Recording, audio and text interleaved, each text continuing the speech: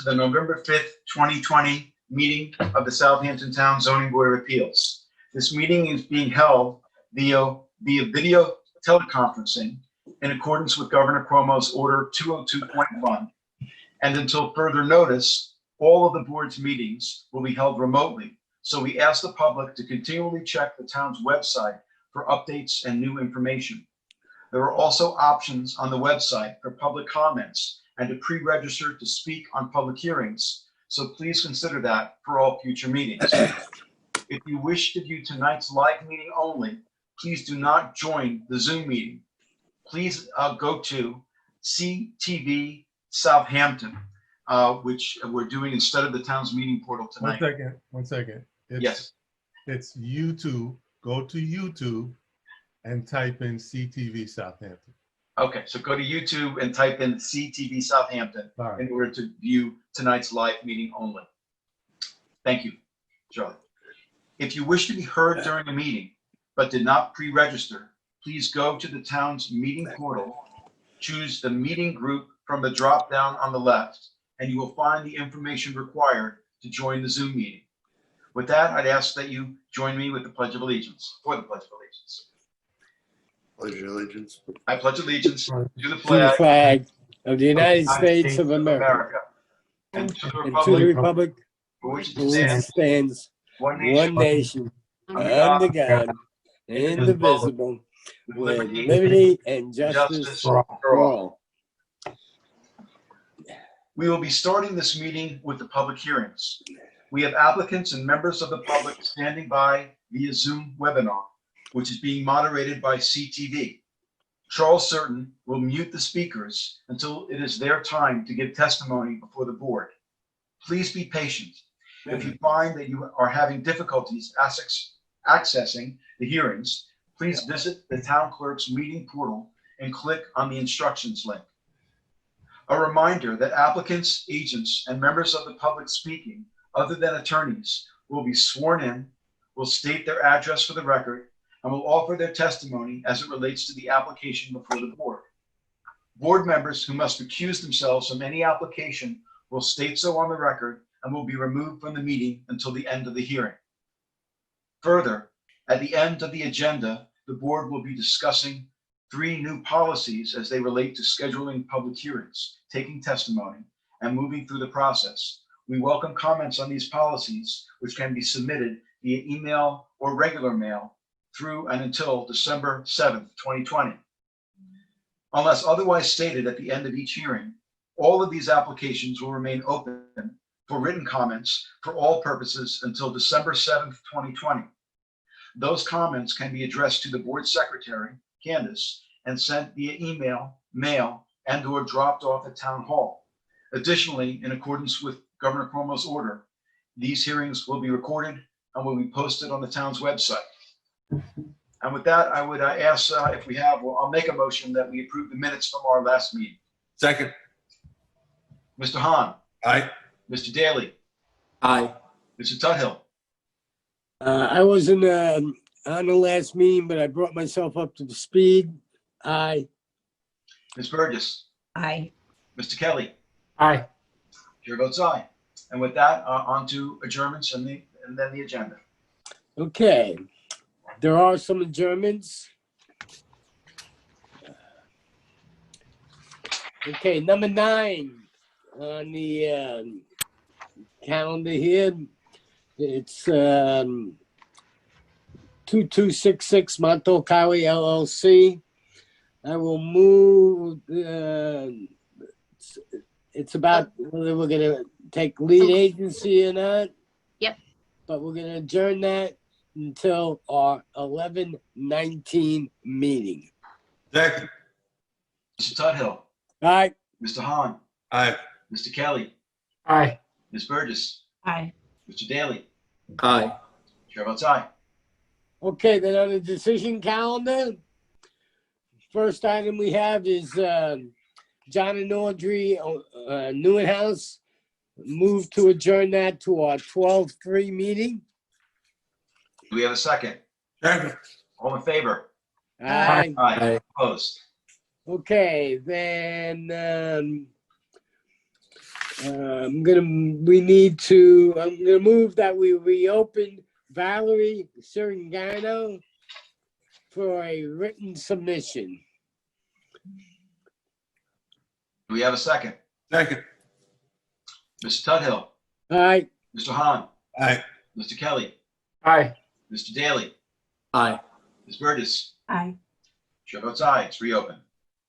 okay, Now, what then, is what is our date? Tonight. Oh, wait. Tonight? Yes, you're just going to accept the written submission and close it for decision tonight. Okay, great. okay. And I'm gonna move to reopen Camp Jerome LLC.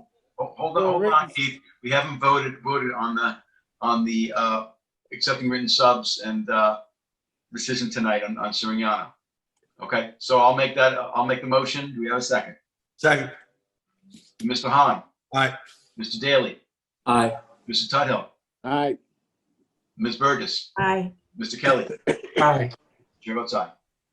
okay, we're gonna go down to Camp Jerome LLC. I'll move that we reopen Camp Jerome LLC for written submissions. Second. Mr. Tudhill, All right, Mr. Hahn, Aye. Mr. Kelly, Aye. Ms. Burgess, Aye. Mr. Daly. Aye. Chair votes aye, reopened. okay, then I'm gonna move that we close Camp Jerome and for determination this evening. Yep, and we're accepting the written submissions. Okay, Right. all right. Mr. Tudhill, All right, Mr. Hahn, Aye. Mr. Daly, Aye. Ms. Burgess, Aye. Mr. Kelly. Aye. Chair votes aye.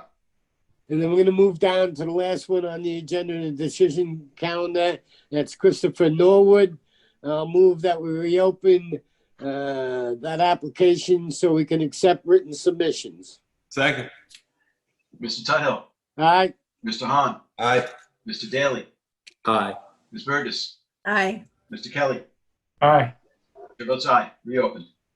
okay, now I'll move that we close Christopher Norwood for a determination this evening.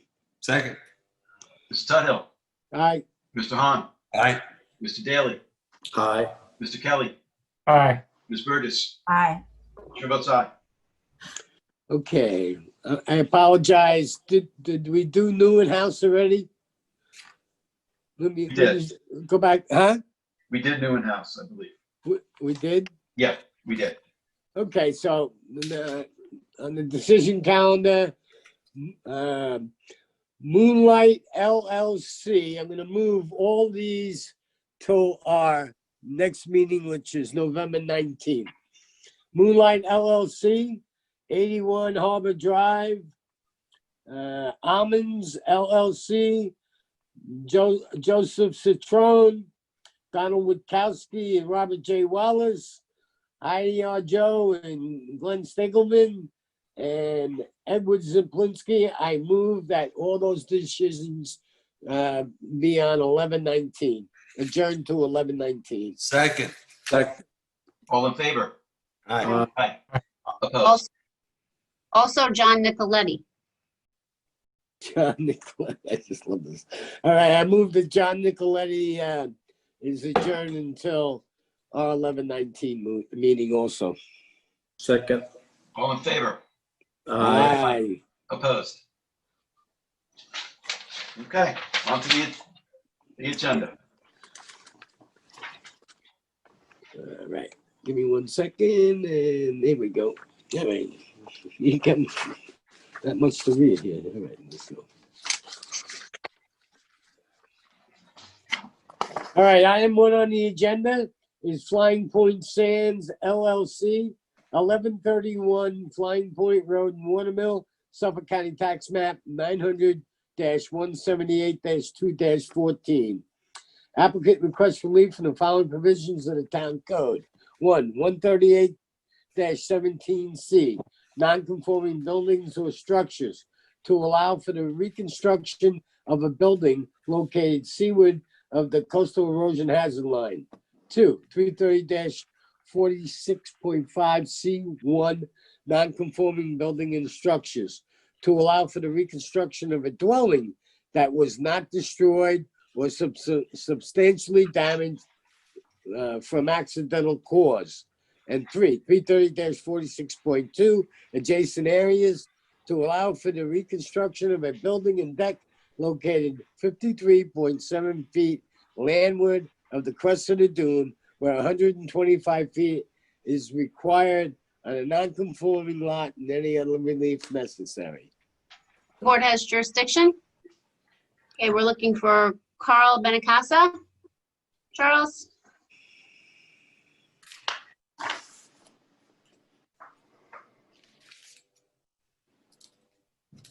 Well, if Carl isn't on, He's coming. he's coming. Okay, good. Yep, he represents the applicant. Yep. Good evening, members. Good evening, Carl. How are you? Nice to see you all. Yes, I represent the applicant on this application. Just some background on the lot and my applicant's status with respect to it. The applicant purchased the lot in October of 2019. It is a 48,652 square foot parcel on Flying Point Road, about 4 lots and 700 feet down east of the public beach area. It's located in an R60 zone and is non-conforming with respect to both lot size and frontage, but was in single and separate ownership since prior to the point of non-conformity. There is an existing home on the parcel. The home accounts for roughly 1,976 square feet, and the decking associated with the home, 1,146 square feet, for a total of 3,122 square feet of ground coverage, all of which is within the coastal erosion hazard area.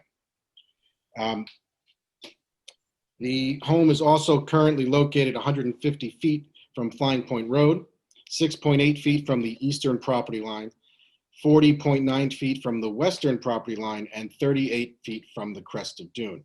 Importantly, portions of the deck are actually within 20 feet of the crest of dune.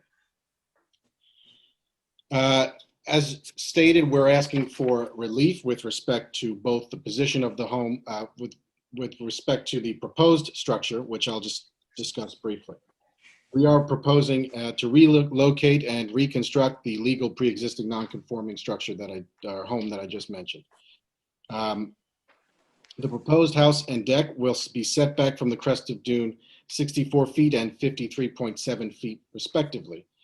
To give you some context, that's more than 250% greater setback from the dune than one currently exists. The relocation of the proposed redevelopment represents an increase, like I said, in the dune setback of 26 feet and 34.5 respectively. Put it in percentages, it's roughly 250%. Despite this, a portion of the subject house will still be south of the coastal erosion hazard line for reasons that we'll go into later in the application. But the proposed structure is roughly the degree of the home within the coastal erosion hazard, the proposed home within the coastal erosion hazard area is 423 square foot less than what currently exists, which is roughly 14% less than what currently exists. And if you factor in that we are legally able to expand the non-conforming home by just less than 25%, it's roughly 70% less than what we could build as of right. So let's turn to the application and the standards with respect to 138.17C. Now, as you know, there are 10 standards that this board must consider in determining whether or not to grant this relief. The first is whether or not there are no new buildings or structures being proposed south of the coast or seaward of the coastal erosion hazard line. As you know, as discussed, there is currently a home there, and our proposed structure is actually more conforming than the current home. This section was essentially the intent of this standard essentially is to make sure that there are no vacant coastal erosion hazard areas upon which new development is being constructed. That is clearly not the case here. The second standard is whether or not there are no reasonably prudent alternatives. There has been some new development on the property since the applicant, my client, took ownership.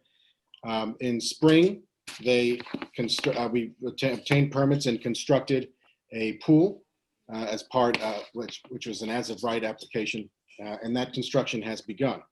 Factoring that in along with the repositioning of septic through use of an IA system, the lot is, and the non-conforming nature of the lot, you have a rather constricted building envelope and room for this home.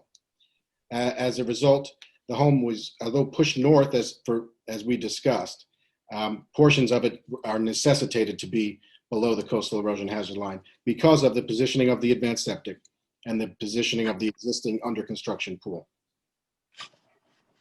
Third standard, whether we should consider is whether there was whether we've mitigated adverse environmental impacts, and whether responsible means and measures have been employed in pursuit thereof. So, Hold on one second. I'm just going to ask Candace to bring up the survey. sure, You can keep talking. I just wanted to say that. of course. The current home exists in the flood zone VE plus 17, which is a rather severe flood zone. The proposed home will exist in the AE plus 15, which is certainly a more desirable zone to build in, and certainly less strict with respect to FEMA compliance. The current home is not FEMA compliant. As noted, it's in the VE flood zone and has to be 17 feet from the base girder, and it's roughly 3 feet, 2 to 3 feet less than that. So it's not conforming with respect to FEMA. The proposed home will actually be more restrictive than FEMA. We're proposing 1.5 feet higher than FEMA requires. And again, in a less strict flood zone, less dangerous flood zone. We are reducing ground coverage, as I noted, in the coastal erosion hazard area by roughly 13% of 13 to 14% of what exists, and less than 70% less than we could build as of right with a lawful expansion of the coastal erosion hazard, the structure within the coastal erosion hazard area. We are reducing, like I said, ground coverage by 423 feet to put it in square feet, to put it in square footage. We will be revegetating and restoring the natural structure, the dune structure in the area where the current home currently exists. And as I've noted, we're withdrawing from the dune where we currently, the closest structure is less than 20 feet, 19 feet from the crest of dune. The closest structure proposed will be 53 feet from the crest of dune. The fourth consideration, the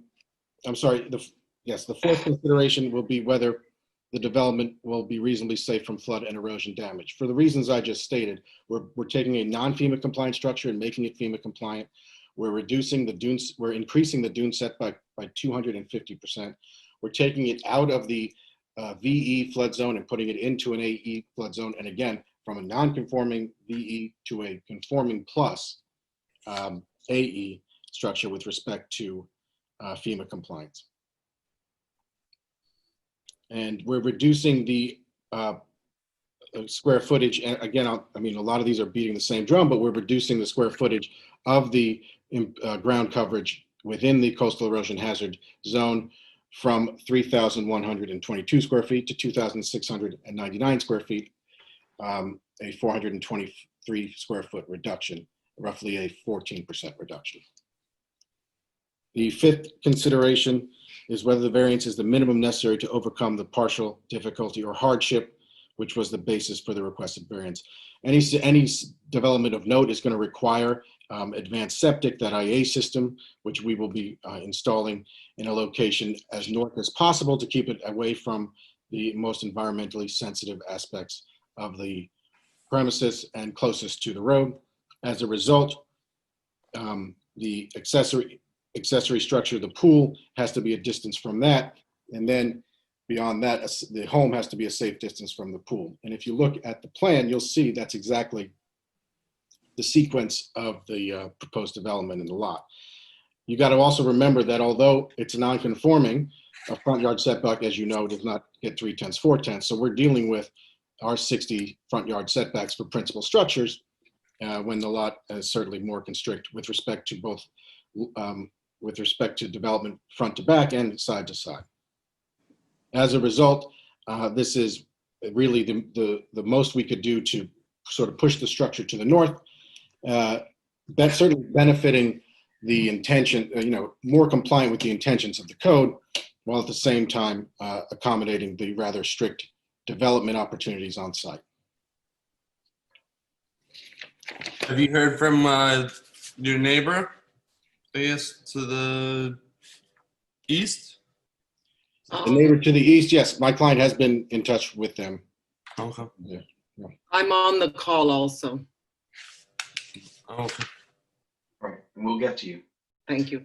Okay, all right. So my initial, comment on this application is that it is unusual, very unusual, for us to have an application for relief from coastal erosion hazard area, where the proposed house is more than half within the coastal erosion hazard area that is below the line.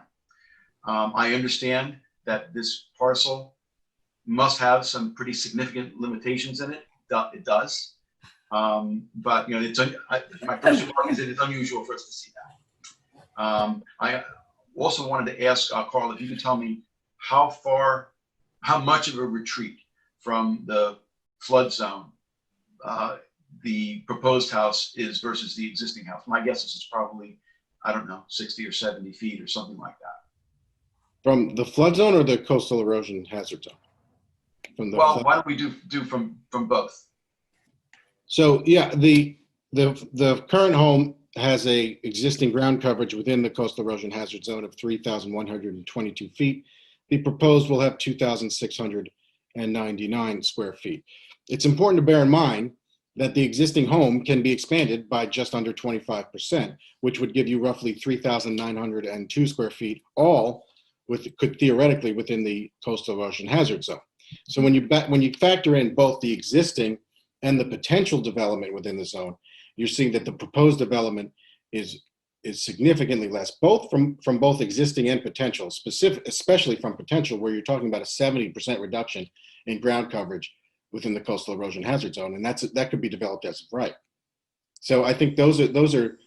I think you're right, a unique relief is being requested, but a unique circumstance are being requested. You don't often see an entire structure, 3,122 square feet of ground coverage, entirely beyond the coastal erosion hazard line, and within, at some points, 20 feet of the crest of dune.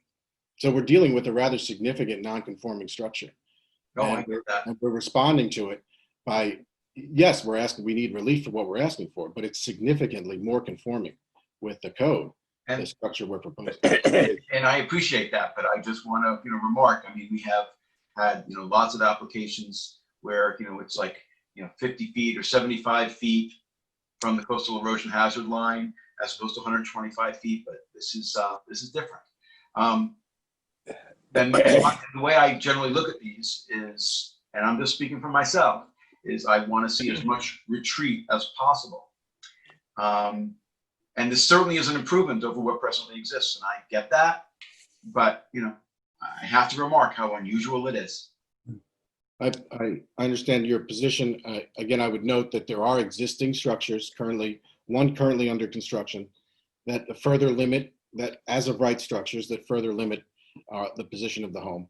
Certainly, again, but with the placement of septic and the natural size and condition of the lot, I think that much has been done to mitigate the incursion into the coastal erosion hazard zone.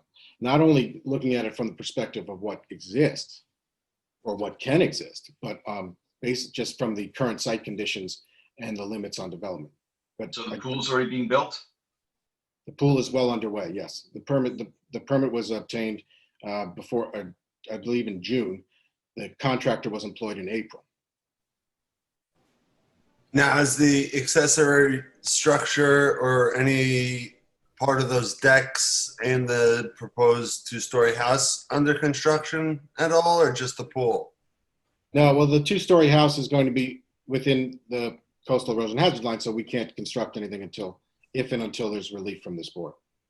Gotcha. I was just thinking, if there's any way to get the two-story house closer to the accessory structure to move farther away from the crust. But I think much has been done to try to accommodate that, and the plan before you is very, very well tailored to make sure that this is as compliant as possible.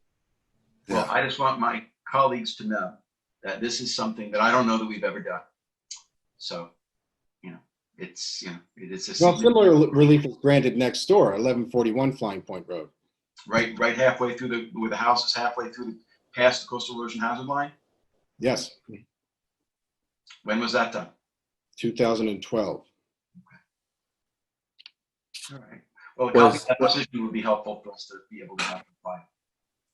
Sorry?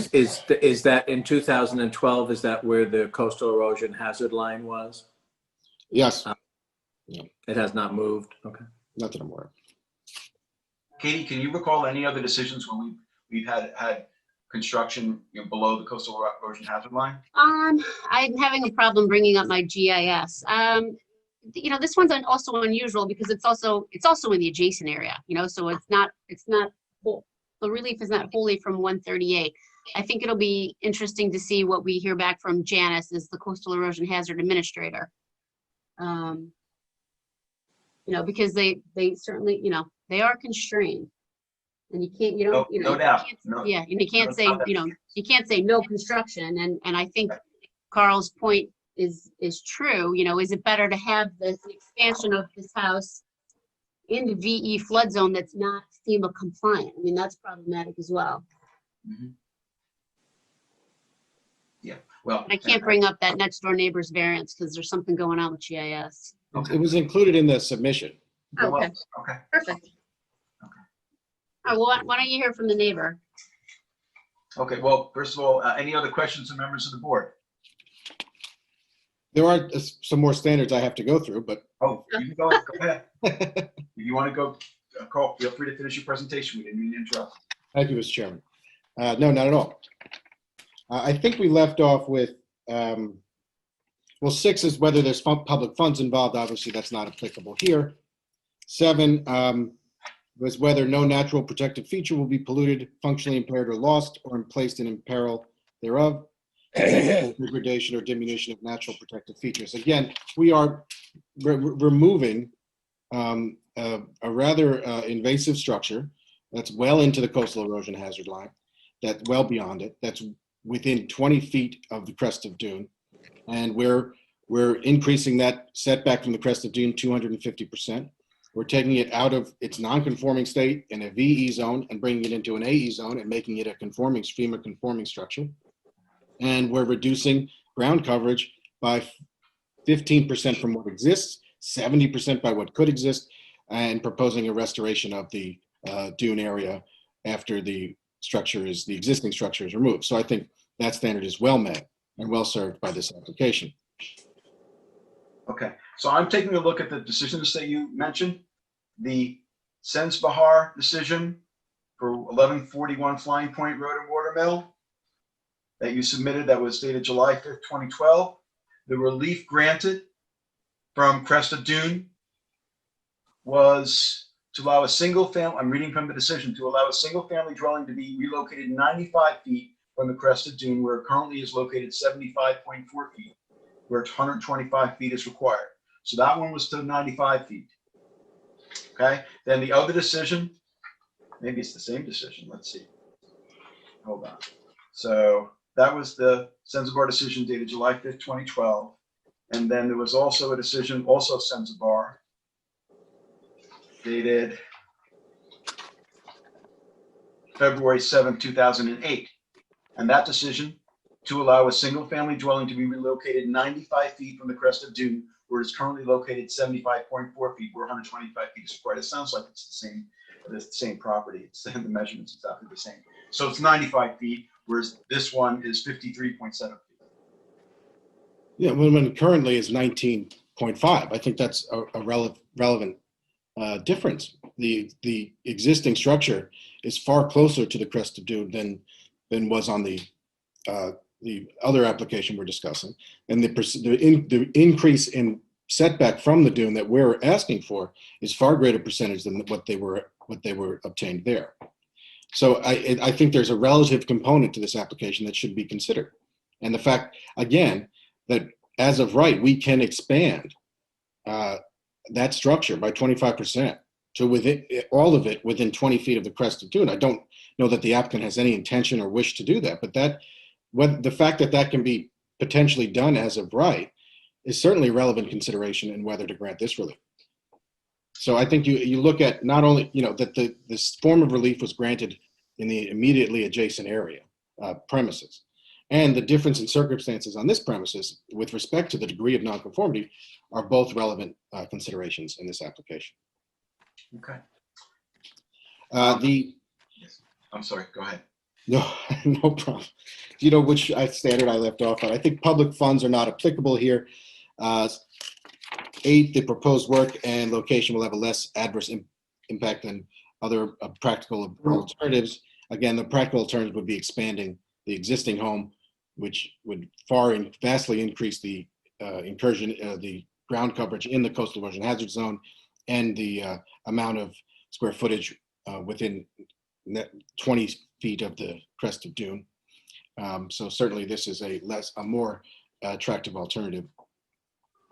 For all development other than reconstruction of a lawfully pre-existing residence structure that has been damaged by accidental fire, alternative designs entailing smaller buildings or structures or diminished or reconfigured areas of use are determined not to be effective in preventing loss. Again, we're just talking about the fact that the existing structure allows us, we could do a small addition to the existing structure, 25%.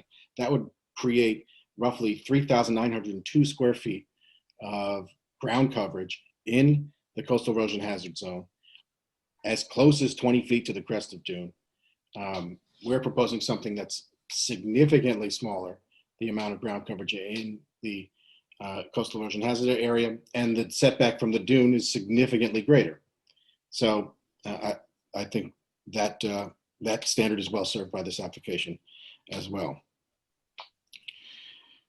And again, that the final standard is whether the reconfiguration, the addition, the build is not more than 25% of the existing structure. As I said, 25% addition to the existing structure. We're actually proposing a 13.5% reduction in ground coverage. And one more, the second, so that's addressing the variance with respect to the coastal erosion hazard area. The second stage of relief we're asking for is from the dune setback. I think first it's important, and I believe you're considering this in another application, an interpretation of whether a variance from the crest of dune setback is necessary, as pursuant to both 331.15D, permits that pre-existing non-conforming buildings or structures may be enlarged, altered, removed, or repaired in whole or in part, provided that degree of non-conformity is not increased. So I think it's fair to say it's certainly not increasing the degree of non-conformity. We're retreating from the dune by roughly 250% of what exists. So the question is a variance required, given that the wording of 331.15. So I would just ask that the board take note of that, and I'll certainly present our case as to why a variance, if you were to determine otherwise, why a variance should be granted in this case. As I noted, the pre-existing non-conforming crest of dune setback is 19.2 feet from the closest ground coverage. And the proposed crest of dune setback is 53.7 feet. So again, that represents a decrease in an increase in the setback of roughly 33 feet or 250% of what's existing. I love those percentages. Yeah. Good cover up. Will the grant of the variance cause an undesirable change in the character of the neighborhood? I mean, going to the standard variance standards, I think there's a neighborhood map in the application. You'll see that the coastal erosion hazard line is highlighted in purple. And as you go along the neighborhood map, you'll note that the proposed structure is certainly in line with the existing, the setback, the general setbacks of the homes from the crest of dune and the general look of the and feel of the neighborhood. There are some whose structures are far beyond the coastal erosion hazard line, some who are just at it, and ours again is somewhat beyond it, but not as beyond as some. If you look, the house to the east is has a greater incursion into the coastal erosion hazard line than we're proposing. If you look 3 houses down, certainly there's one that's basically on the beach. So certainly this neighborhood has its share of homes that are beyond the coastal erosion hazard line, some that are to a greater degree than what we are proposing here. So I don't think it's fair to say that this would in any way alter or affect the character of the neighborhood. I have a question for you about that photo. Oh, I'm sorry. Are you finished? I have a few more, but certainly. Well, let me ask a question because we're looking at the map now. It's a little blurry, so it's tough for me to make out what structures are what. The house to the east, clearly I can make out what the pool is. Is that a house or a deck that's south of that? That's seaward. Is that their house? That white-looking structure? Yeah, like the shiny white. That is a house, as my understanding. That's the house right on the beach. Okay. All right. Thanks. Carry on. And so you indicated, Carl, that this board approved that house on the beach? That would be the lot next door. I mean, Adam, I could be looking at that incorrectly, but that would be the house next door. Okay.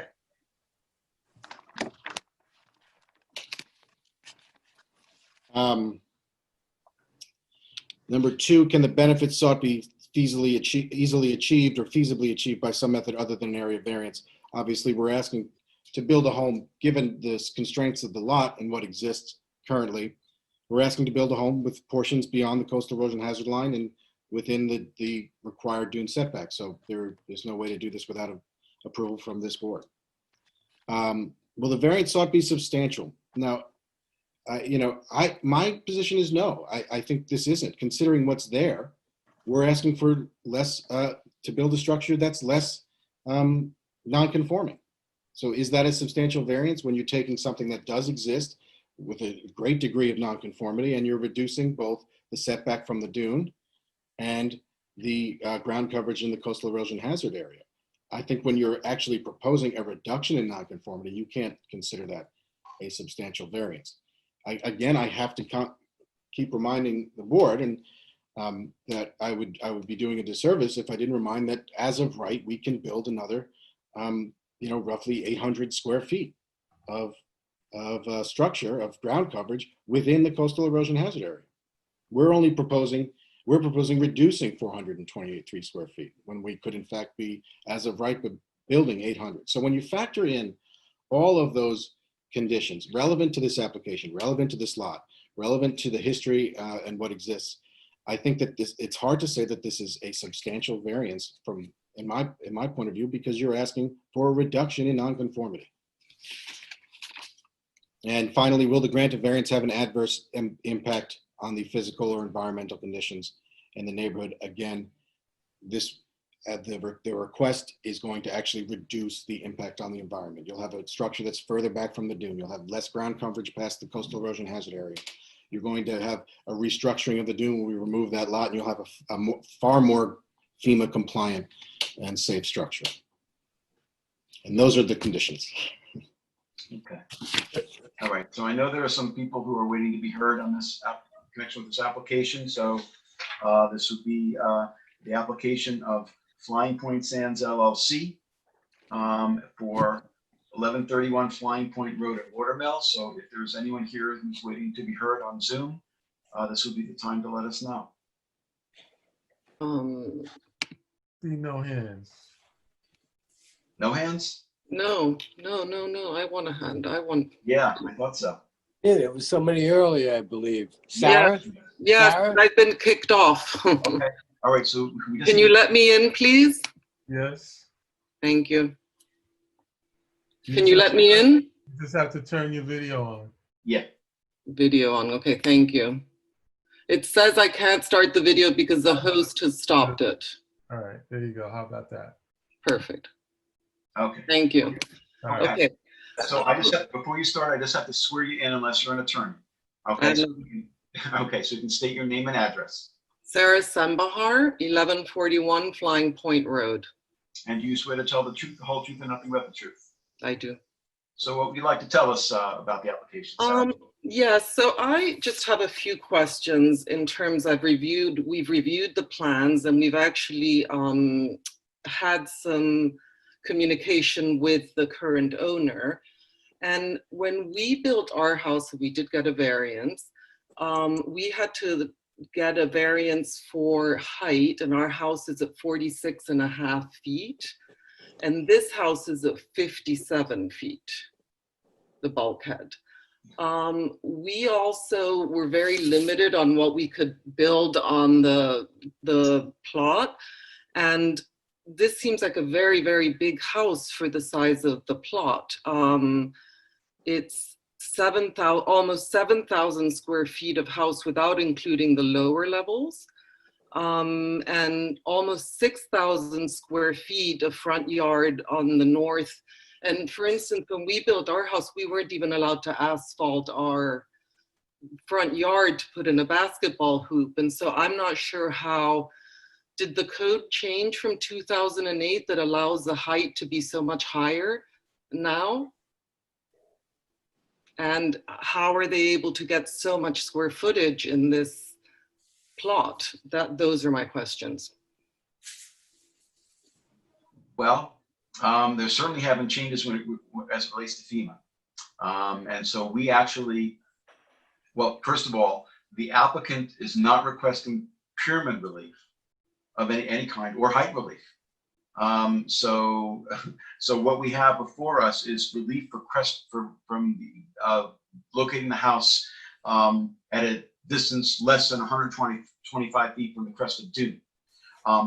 My understanding is, unless there's something I'm missing here, that everything else, the height of the house and the pyramid and the setbacks are conforming. Okay.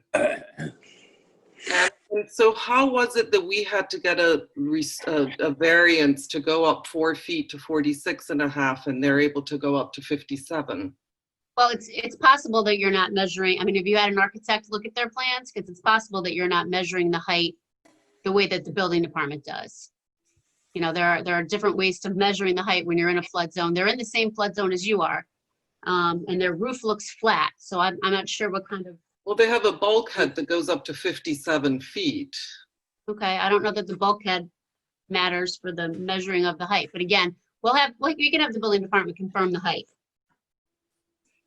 Okay, and so how do I go about that? No, we can. We'll make sure that it complies with the height. Okay, and then the fact that they're able to get so much square footage on the lot is also, you know, they're building, you know, almost 7,000 square feet without the lower levels. I mean, I know they're asking for to conform, but they're building a very large house. It's 3 floors, it's 7,000 square feet with 6,000 square feet of decks, and my guess is that the first story, it only has a minimal amount of habitable space to help them achieve the FEMA. So typically the first floor, the lowest level is not going to count as a story or habitable living space. Just looking at the plans. Yeah, I mean, it also says the first level all says storage. So that first level doesn't count. And that is 17 feet high by code? Because I know ours aren't 17 feet high. So that's my question. Did the code change at some point? FEMA, the height pursuant to FEMA changed. But again, it doesn't. If the house complies with height, it doesn't matter what their ceiling heights are. I understand what you're saying. You're saying, how is that possible? And we can confirm it, and maybe Carl can answer that. But so there's a couple things to consider. One, bulkheads aren't considered in height, and 2, exactly right. It's FEMA, which is FEMA 15 plus the freeboard is 2. So you don't measure height until 17 feet above elevation. So the code, when did that code change? I don't know when the FEMA. I can't speak to when the FEMA because ours certainly are not 17 feet, and I'm not saying that now you don't have to. I'm just interested in knowing how you were at 17 and we only had to be at 9. And then, my point is here that you're building a 7,000 square foot house without those lower levels counting. And could the house not be a little bit smaller and go back further and be further away from the crest of dune?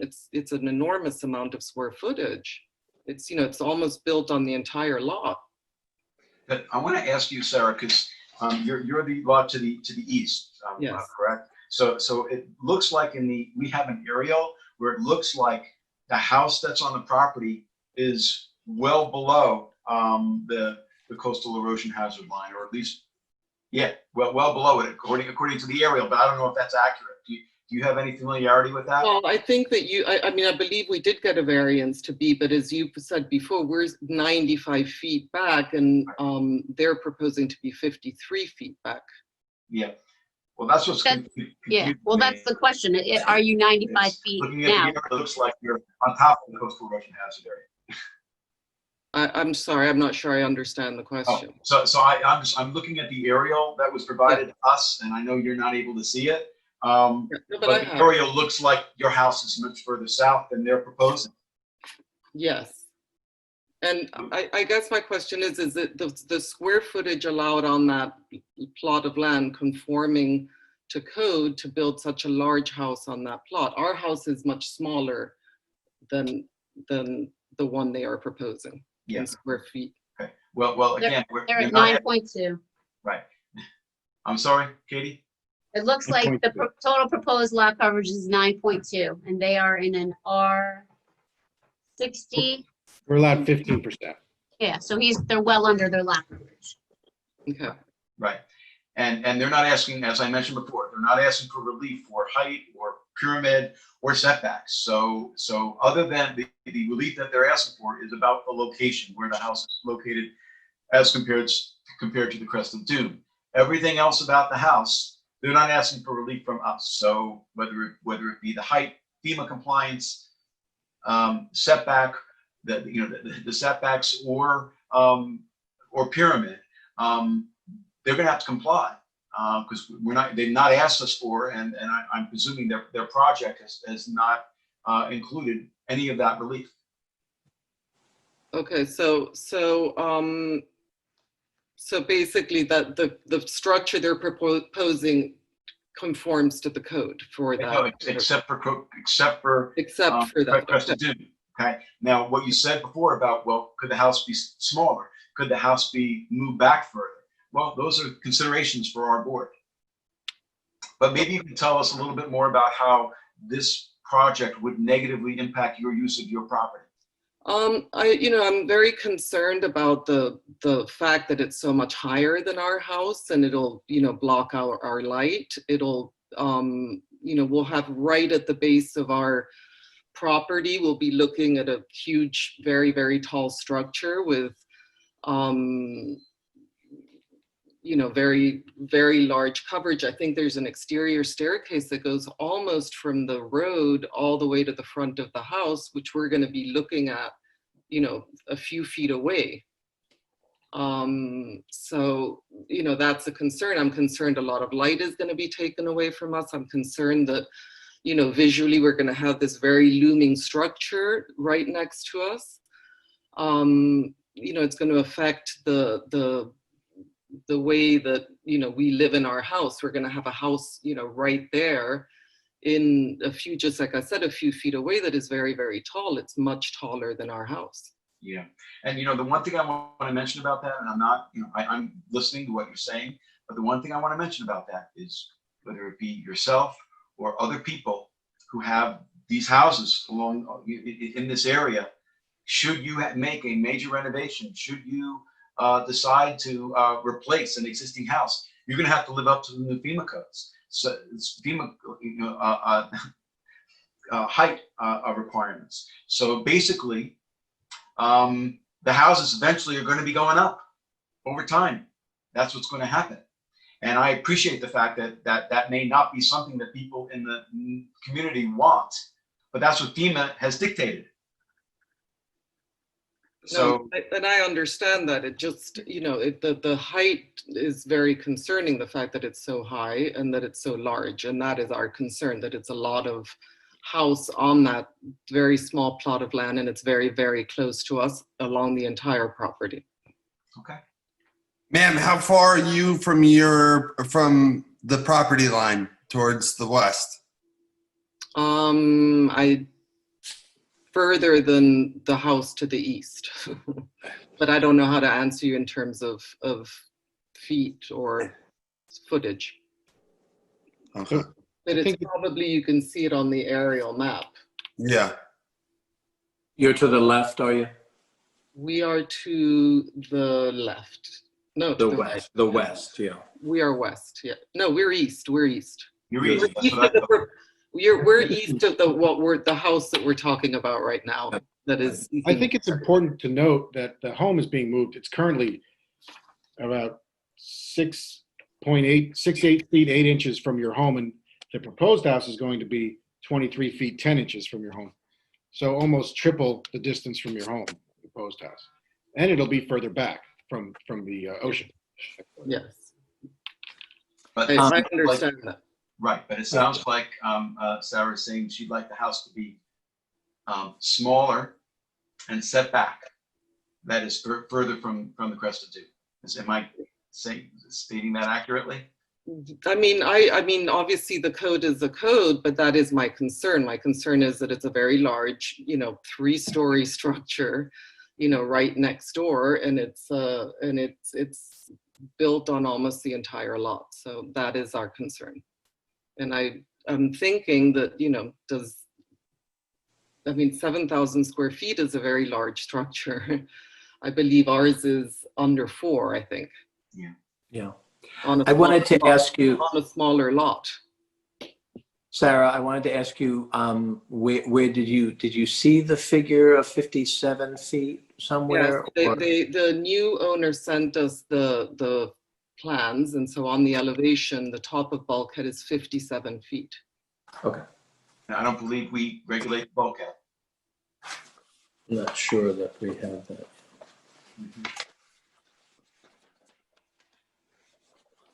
And we've not been asked for relief for the bulkhead. So whatever's being proposed. Right, Not- I not understand. My purpose of coming on here is just to really understand from you, Understood. who do know this, just to pose the questions, because Yeah. when we had to get a variance to go up to 46 feet, now they are at 57 feet. It's a big difference. Yeah. And when it comes to FEMA, we want people to comply with FEMA. And the frustrating part of this and I really feel for people going through this stuff, is that FEMA changes the rules. So the height that you're at now, my guess is it definitely doesn't live up to current FEMA standards. And that may mean that you're having to pay more money to cover an insurance to cover possible flooding issues. And that actually becomes a community concern if there's a major storm, major incident. So that's why we encourage people to comply with FEMA or do a little bit more than complying with FEMA. As Carl indicated in his presentation, the house is going to be a little bit higher than what FEMA requires. And you know why I'm okay with that? Because FEMA may raise the height again.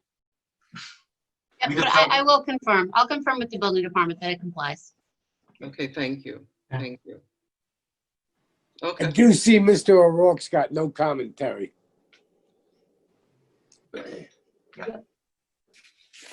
Okay. All right, Sarah, is there anything else you wanted to tell us? no, that's all. Thank you. Okay. Thank you appreciate your for comment. answering my questions. No problem. You're welcome. Okay, thank you very much. Is there anyone else who is waiting to be heard in connection with this application? Flying Point Sands LLC? We have Edward Moulter. I see no hands. He's on the next case. What happened to Edward Moulter? He's on the next case. Oh, he's on the next case. Okay, all right. Carl, do you want to mention anything else about the comments we just heard? No, I think her concerns was, again, directed towards height. We're not seeking a height variance. We're not seeking a pyramid variance. I think her concerns are well-founded, but as you note, they're rooted in changes to FEMA regulations, and we're fully compliant with them. If you factor in FEMA, even the bulkhead, which the code says you don't assign height to, even the bulkhead is 40 feet from FEMA elevation. So that's still within the current 42-foot height regulation. So I think that the concerns with height are really outside the scope of this hearing, as we're not asking for a variance there. I think it's important to note that our proposal is moving our home 3 times further away from their property line and back, as you know, several feet. Well, roughly 250%, I keep saying, further back from the crest of Dune. So again, opening up their view, if anything. So I think that I understand her concerns, but I think the application more than accommodates her concerns. Well, I'm not sure where board members are about the proposed distance of 53.7 feet from Crested Dune. It's something for all of us to think about, I think. No, I appreciate the fact that there is retreat. Okay, it's just that measurement that it seems to be, at least in my mind, we'd like to see it further. But I do appreciate that, and I'll say it one more time. I think it needs to be considered not with just the degree of encroachment into the coastal erosion hazard zone and the setback from the dune compared to what is lawful, but what is permitted. But you also have to compare to what's there and what's possible, and I think that's a very relevant consideration when discussing this application. And what's there and what's possible, both of those things are far less than what we're proposing. And the other thing I just wanted to mention is Sarah mentioned that you would like to see the house be smaller.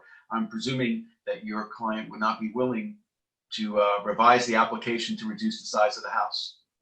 I will talk to my client, but this is the house that they want. This is the property they bought, and this is the house they want on it. I understand. Okay. All right. From my perspective, I'm sorry, Adam, do you have further? Do you have more to add? I didn't want to interrupt. Nope, go ahead. From my perspective, I don't have a problem with the application. It's moving further from the dune. And right now it's at 19.2 feet. The existing deck will go into 53.7. I think that's fairly significant. With the improved septic and the smaller footprint, I think it's actually an improvement lot over what's existing now. So from my perspective, I don't have an issue with it as it stands. I don't see myself supporting this application. I would not want to. For me, that coastal erosion hazard line is really important, and I would not want to be part of setting a precedent of allowing something like this to happen. We would literally have a tidal wave, pun intended, of applications all throughout Southampton town to do this exact same thing. And we'll spend the rest of our lives listening to these kind of applications if we open the door to this. But Mike, I think it would be a tidal wave, as you put it, of applications to reduce the impact to the coastal erosion hazard area and reduce the setback, increase the setback from the dune. I think, again, the context of this lot is important. We're not asking for further incursion into the zone. We're actually asking to reduce it. So I think if there is a rush of applications, it'll have to be in the context of this is a reduction in nonconformity. And that's easier said than done, though. Yeah. My sense is if they want to build a new house, they can build it behind the coastal erosion hazard line. But there are existing structures that prohibit that, and that's why we're asking for this relief. They bought the property, hopefully, in full understanding of what they were purchasing. But they have purchased a right to expand the nonconformity by 25%, and are willing to abandon that right in favor of something less nonconforming. And it's so important that that's understood. I hear you. They did buy this with open eyes, and open eyes are I can increase the coastal erosion hazard area the incursion by 25%. Open eyes are I can build 25% more structure 20 feet from that dune. But that's not what your client wants. You know that, and right. I know that. Right, and you don't need our approval for that. You don't need the Zoning Board of Appeals for the Township of Southampton to grant a variance, a precedent-setting variance to build not taking the coastal erosion hazard line into effect. I'm not willing to contribute to that. Well, we also do need to wait to hear back from Janice too. I mean, Janice is typically, she's looking at all of the construction along that whole area in the coastal erosion hazard area, and she's going to give us some guidance too. So I think that might be helpful. Let's At wait this for the point, guidance. Let's my move feeling on. that this- Let's move on here. Yeah, I'd like to hear from Janice, but as of right now, I'm probably leaning towards where Michael is, but I would like to hear from Janice and Yeah, let's hear all the testimony that we can, yeah. yeah. And but you did talk about precedent. I think it's important to consider the precedent set by the lot next door. And I think we should consider the position of that home. And that's, as you know, Michael, I have enormous respect for you. I just would ask that you consider that as well. Absolutely. We'll do that. Thank you. Okay, anything else? If not, Brian had been the lead on the application, but since he's not here at the moment, I can make a motion. But we're waiting, we're going to be keeping it open for written submissions. Besides the letter from Janice, are there other submissions we're waiting for, Katie? Yeah, there are. I mean, there's, we refer to Janice is the one that obviously is the most important. Anything coastal goes to the town board. It also goes to the Suffolk County Planning Commission. I think it might be, knowing just the poll of the board at this point, I think it might be worth it to give it 2 weeks and see if we hear back from Janice and have Carl come back, unless Carl wants to just close it for written subs. I think the polling is a little telling at this point. If I'm happy to come back if you think that would give some Okay. some more. Let's time. give it 2 months. Let's give it 2 months. It doesn't need 2 months. It doesn't need 2 months. Not if it's 2 months, yeah, I would say. No. All right, I mean, 1 month. 1 month. Okay. I mean, if you want me, if you think that would help, Katie, I would just ask for the next hearing. No, I'm fine with keeping it open and having you come back. Yeah, just, maybe come back at the next meeting and Carl can follow up with Janice, to get her a referral. I'll follow up with the building department to confirm the height for the neighbor. Sounds good. Okay, very good. All right, so I will make a motion that this application, being the application of Flying Point Sands LLC, be adjourned for all purposes until our November 19th meeting. Second. Mr. Hahn, Aye. Mr. Kelly, All right. Mr. Nuthill, Aye. Mr. Daly, Aye. Ms. Burgess. Aye. Chair votes aye. Thank you for your presentation tonight, Carl. Greatly appreciate it. Great to see Thank you you, all. Carl. Respect back at you, Have a Carl. good rest of your night. Mike, you too. Talk to you soon. Bye-bye.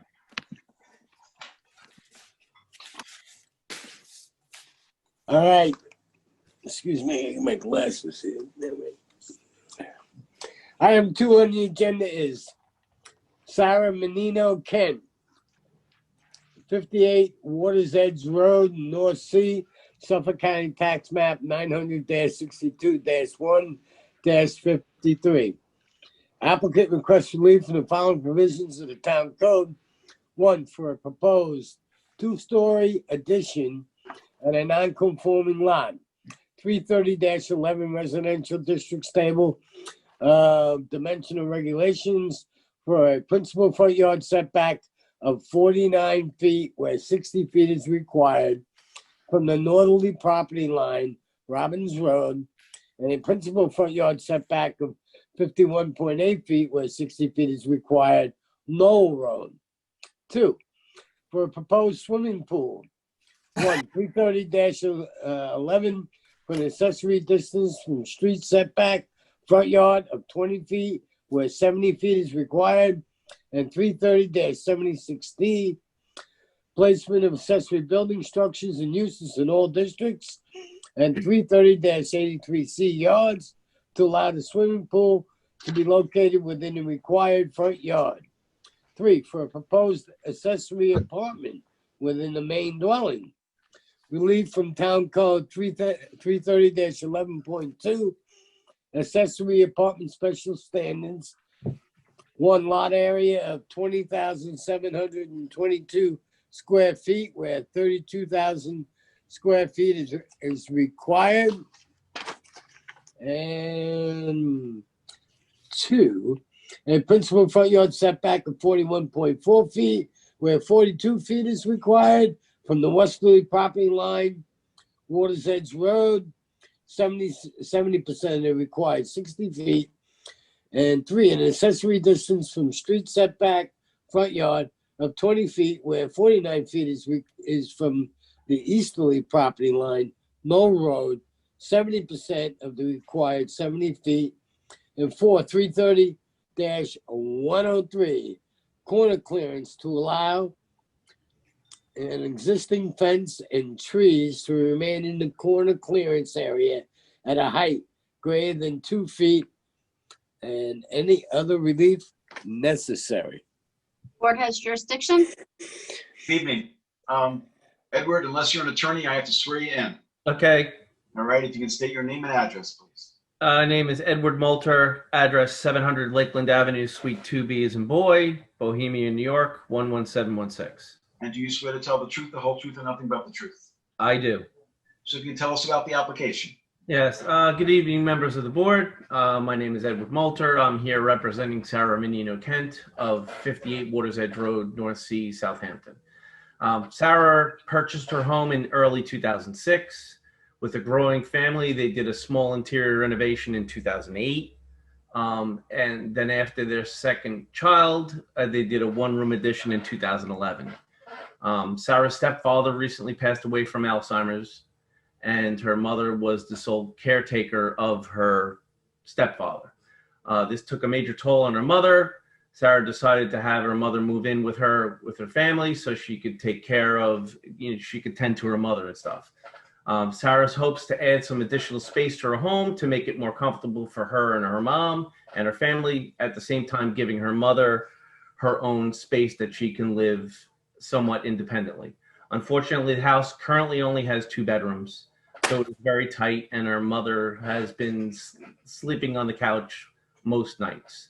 Her mom spends most of her time on the lower level, which is a walkout to the yard, and she's been recently having some trouble navigating the stairs up and down from the lower level to the main level of the house.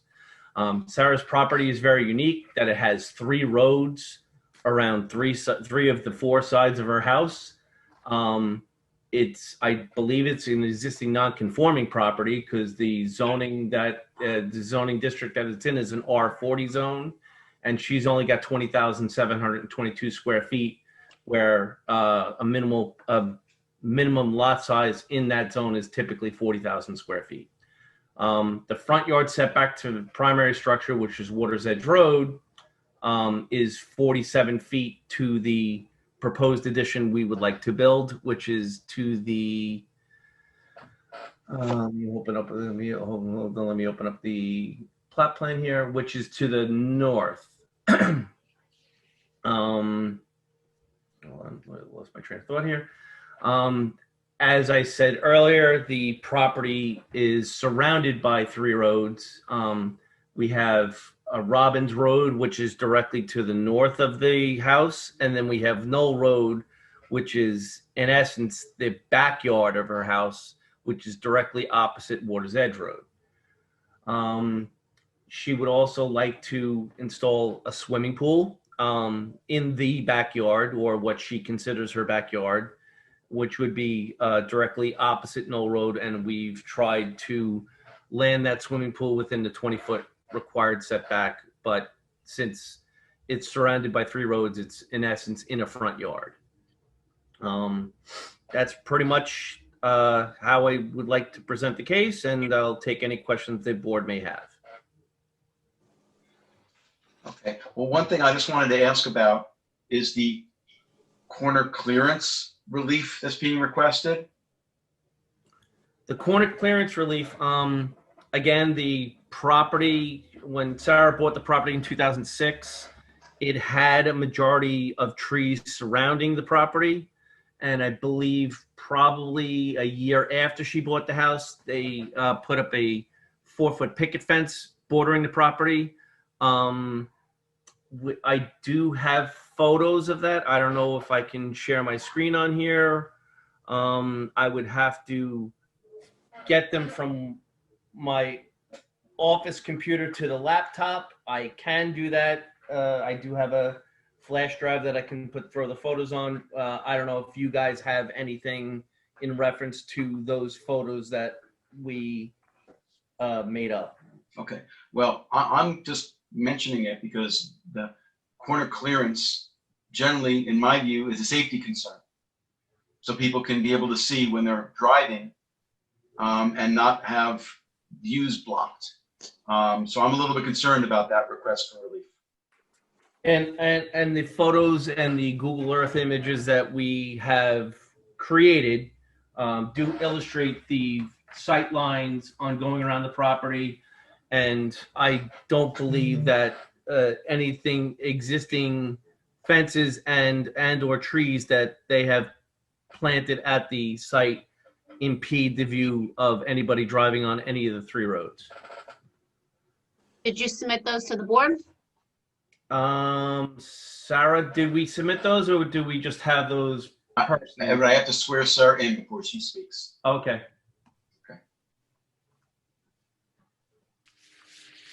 All right, Sarah, if you want to speak, you can state your name and address. Sarah Menino Kent, 58 Waters Edge Road in Southampton. And do you swear to tell the truth, the whole truth, and nothing but the truth? I do. Okay, so now you can let Edward know, answer his question. I have not submitted any photos to the board. I wasn't told that I had to. I just found out about this corner clearance thing about, I don't know, 2 weeks ago, I guess. The purpose for my fencing and my trees is because I have 3 front lawns and I have 2 children, small children. And so I put a fence around it because I'm on 3 roads where cars drive up and down. I don't have a yard, like a backyard like most people do for their kids to run around and play in and be safe. So that was the purpose of that. The Robbins Lane Road, as you can see on the proposed site, nobody lit, well, there is a house that's there, but the driveway's on the other side. So nobody actually goes down that road. This, as you can see, is That is looking south on Water's Edge. That fire hydrant is in front of Sarah's house. If you look a little past that yellow sign to the south, that's actual Sarah's driveway. yeah. Next photo is illustrating at the corner of Water's Edge Road, looking down Right. Robbins Road. If you had to guess, how wide is that grass between the fence and the street? It's If I had to guess, probably 10 or 12 feet. at least Okay. 12, yeah. This is now on Water's Edge, looking towards the corner of Robbins Road. That's the same fire hydrant you saw in the previous picture. Obviously, the fence is angled at that point, thus increasing the visibility as you would come up to the corner. And that house right there is the only house, as you can see, that's on that little small road. And their driveway's on the other side. So typically nobody drives down that road. But if they do, they're coming out where you can see that even they have trees on their corner. And there's plenty of room to make that turn around the, I mean, I do it often when I drive around the neighborhood or walk around the neighborhood. Yeah. Sarah, do you know what the degree of nonconformity is? What is, I was recently told by Candace and Marjorie at the town hall. Yeah. Are you talking about that I would have to go 50 feet? Yeah, how far off are you? How are you encroaching that? Well, if I had to take my trees and my fence down, I would not only be putting my children in a situation where they wouldn't have any safe play area because my house is high up. So I'm not ground level with my children. As you can see, I'm, that's a hill right there going up. So my Right. house is kind of high. Yeah. And then I would lose my whole yard if I had to, because I would still fence my yard in, but I would just have to come in much closer. How much closer? That was my question. Are you just like a couple of feet, or are you, how far out of conformity are you with your fence and your trees? Do you know? Well, my Actually don't fence, know the answer to that question because this whole topic was pretty much sprung on us by Candace, I think, like 3 days before we were supposed to have this hearing. Okay. Well, But we no, need- I mean, we need to find that out. that's not accurate because it was advertised that way. So, I mean, yeah, it it was, I think it was a wasn't little bit, sprung on you. it was a little bit sooner, but, You became aware of it just very recently. yeah, Correct. and so Okay. I had to get somebody to come out and give me a survey when I put the fence up to comply with the setbacks for a fence, like 15 years ago when we did that. So, I mean, I had no idea that this was going to be an issue. We went by whatever we were told we were supposed to do when putting the fence up. Let's find out where, let's find out how much out of conformity you are. It may, because we can't just give a blanket So approval. this is a view, to not be- sorry, I didn't mean to cut you off. This right here is a view from my deck because I'm up, on a hill. And as you can see, my trees, are kind of covering that house, and my kids play baseball in here and, soccer and whatever. And I just feel safe knowing that, I have a 12-year-old and a 9-year-old that can go out there and play, and their friends can go out there and play, and nobody's coming into my yard. So if we granted this variance, no one would be able to, is it fair to say no one would be able to see the pool itself? No, but you can't see in my yard. I mean, you could if you look at that, you could slightly Right. see through there, but no, you can't. And I think that's actually a positive Yeah. for what we're doing, because my neighbors, they can't really see, what the, Everyone can see the photo that's on the screen right now, that green triangle thing. That is the road that's directly behind Sarah's house, which is Knoll Road. That's the approximate pool location would be probably another 5 feet in front of that green trapezoid you see on the lawn there. So this is the potential pool location. The next photo is taken from that same road, trying to look into Sarah's property, and as you can see by the fence and the trees, you can just can't barely see. make out some elements of her house looking at that angle. That is the Robbins Lane, Robbins Road view, looking down towards Knoll Road, which is what that white house is on. And then this is the same view, just a close up of the stop sign that's on the corner of Robbins Road and Knoll Road. And this is the corner of Water's Edge and Robbins Road. Okay. And in regards to the pool again, if we grant this variance, is there a plan in the future to have additional screening? I know, I think it's state law to have a fence around. Did you plan on putting more shrubbery or anything like that to protect it even further? Well, I mean, if I'm allowed to, yes. I would like to plant some small bushes in front of these bushes you're looking at right now. Yeah. And if I have to put a bigger fence up around the pool, I will conform to whatever I have to do. So if everything- The purpose of this is, I mean, I was living in this house perfectly fine with my 2 boys, but when I lost my stepfather, moved my mom in, it's, we just don't have the room anymore. My mom's behind me if you can't see her. Gotcha. So, I mean, the whole purpose of this is to make room to bring my mom in, and there wasn't any other option. And because of the property that I live on, being that it's the words that Ed used, non-conforming, I could only really go out. I can't go up because my house was built a while ago, and structurally, I don't think I could have gone up. Yeah. and putting the pool in was, you know, sort of my mom's idea. She had a pool at her house and she entertained the family, and now she's sort of making me do that. Right. So, So you'd be okay if we granted, you know, if all goes well, to have a condition in our submission and decision to have that additional screening.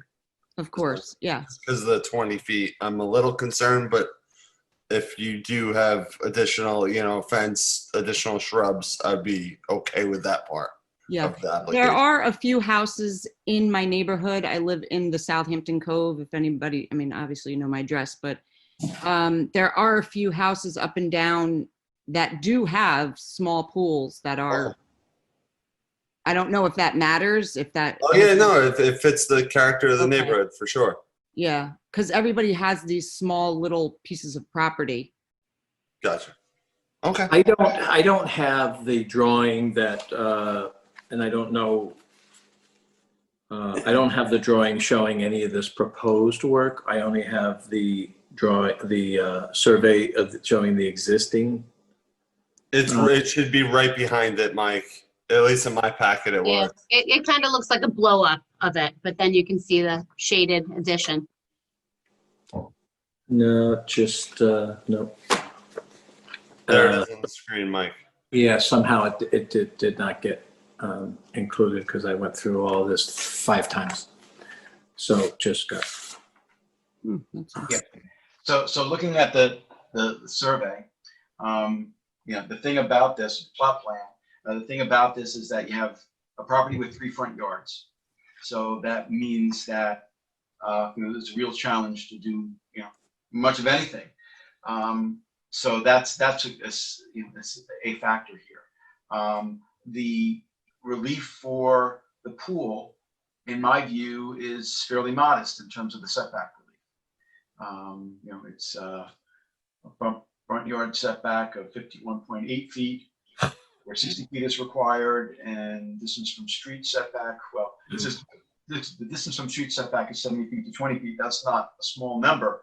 That's because there are 3 front yards. Right. That's what the circumstance is. And then the relief of the accessory apartment is what we always deal with, which is accessory apartments that you know, they need relief from for everything that currently exists that doesn't comply with the current code. So that's I think what that is. And then you have the corner clearance relief, which we've talked about already. So you know, the question is whether members of this board are comfortable with the relief that's being requested. The corner clearance issue, the only reason I brought it up at the outset is because we don't see that very often. And you know, I wanted to get an explanation as to why it would be necessary. Adam, if I may, can you hear me? Yep, I can hear you. Okay, just for a little clarification. So with corner clearance, I think there's a tangent probably out in here, but they would have to go 50 feet this way and 50 feet that way, and it'll draw a triangle. But what happens is if she goes 50, well, they have by the code, you go 50 feet this way. If you come 50 feet this way, you don't make it because she only has 90 feet. Gotcha. So in essence, all of this would have to come down because she can't meet the 50 feet going across from here and from there. Mm-hmm. And the same thing happens on the other side. Like I said, you would go 50 feet this way and then 50 feet this way. And just imagine that triangle, that would be the areas that she would have to remove. And Mike, I think that's the question that you had. I think so, yeah. And then everybody would see into my yard and my kids wouldn't have. You're not gonna have a yard. Yeah, right. Right. Listen, I think this was somewhat mitigated by the shape of the lot. By the appearance of the pictures, I really don't see a safety hazard there. You know what I mean? I'm sure that the police aren't down there every other day because of an accident or something. You know No, what we I live mean? in a safe neighborhood. No, I'm just saying, you know, that Yeah. the word about clearance visual. Right, because of the corner clearance, yeah. Right. Right. And I don't see that happening down there. So I don't, normally I'm a little concerned about the clearance issue, but with this particular application, I'm not. Yeah. Thank you.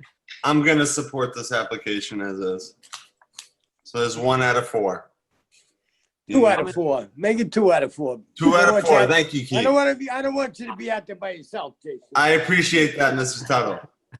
I'm in favor of the application as well, and I think the corner issue is somewhat mitigated by the fact that the 2 corners on the property itself were already rounded. I mean, it's not like we're looking at a squared off lot here. They were already rounded, I assume, because of this issue.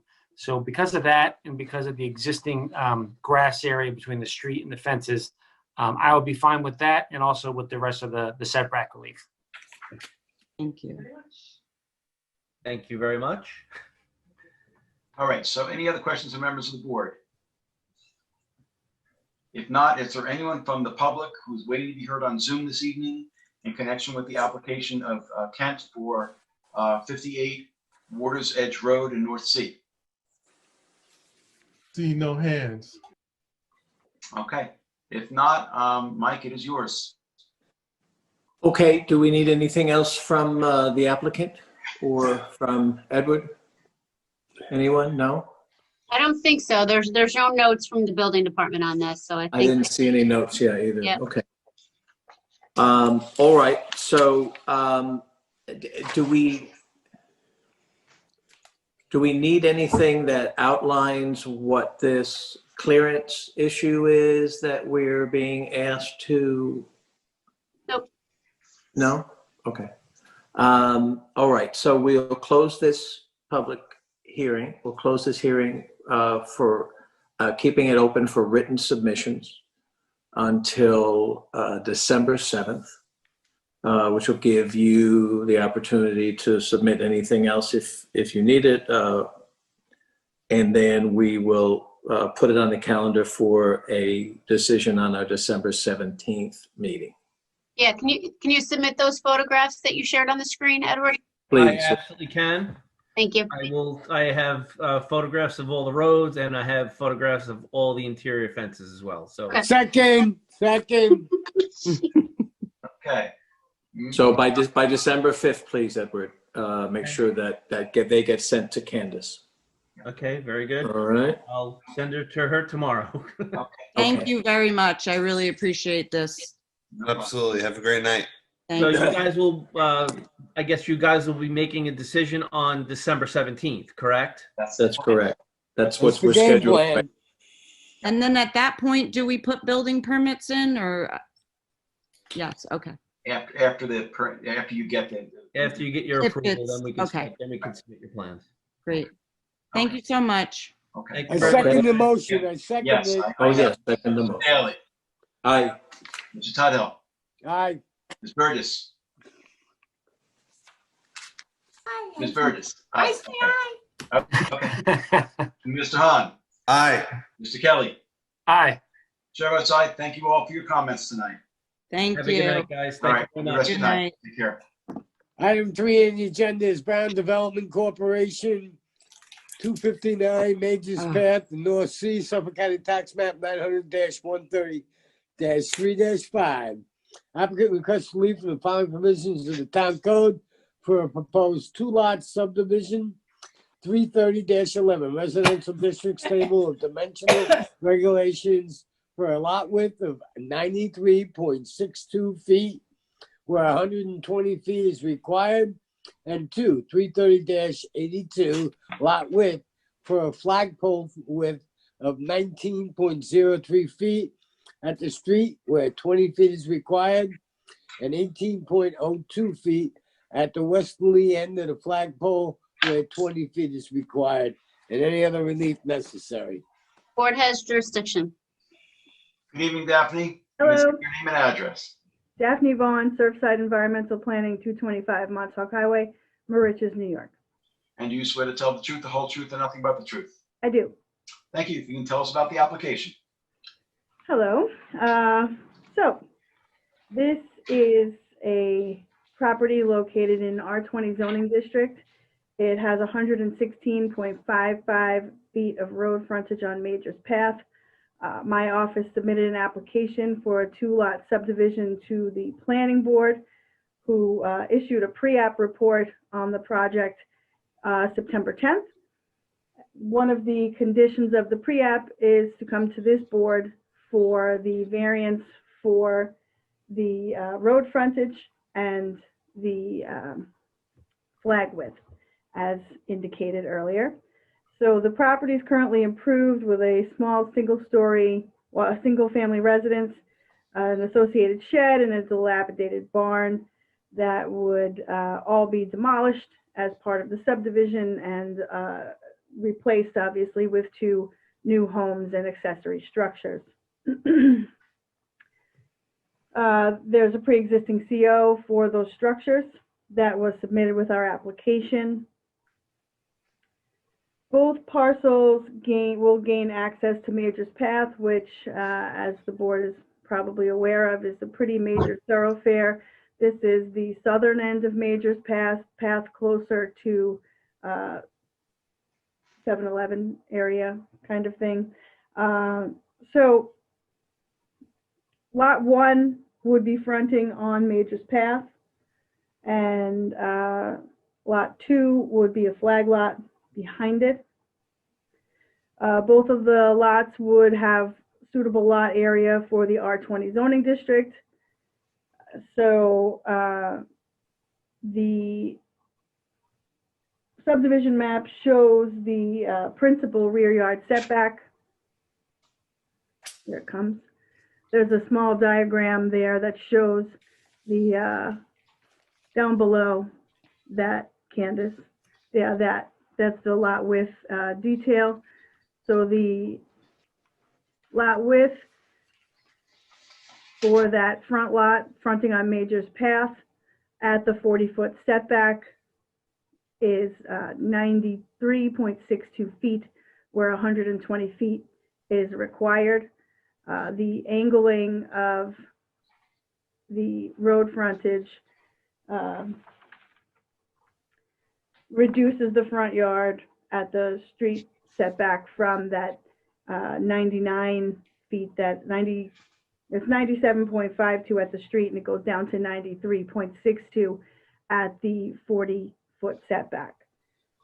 The flag lot would have 19.03 feet of frontage on Major's Path, where 20 is required, and as that goes into the lot, that tapers down to a lot width of 18.02 feet. So the subdivision would otherwise comply with the zoning district requirements, and the surrounding parcels are all developed. Most of them are residential. The lot to the south of this has an oil company on it that I believe is not in use any longer. The property, I believe, is up for sale. My client actually is trying to purchase it if possible. So both lots would gain access to Major's Path, and that's pretty much it.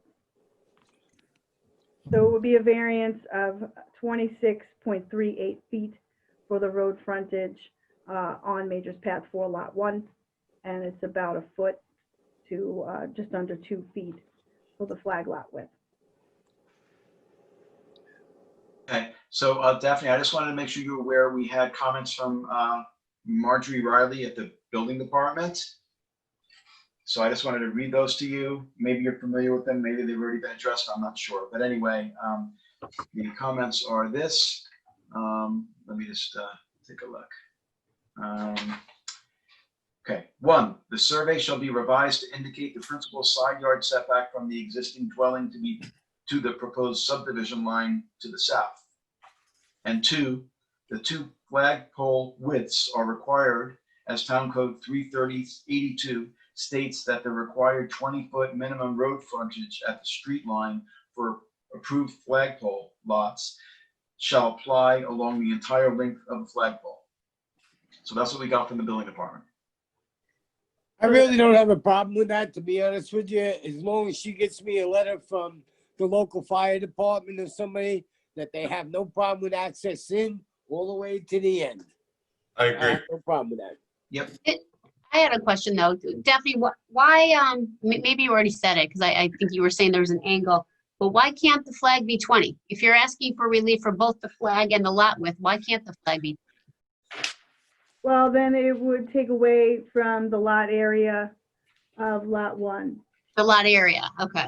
So then it probably wouldn't comply with lot area. Right. Okay. Well, but doesn't lot 2 have some extra area in it?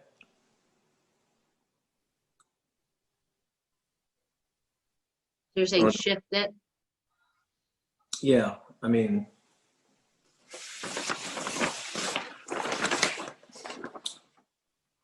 what's the zoning there again? It's R20.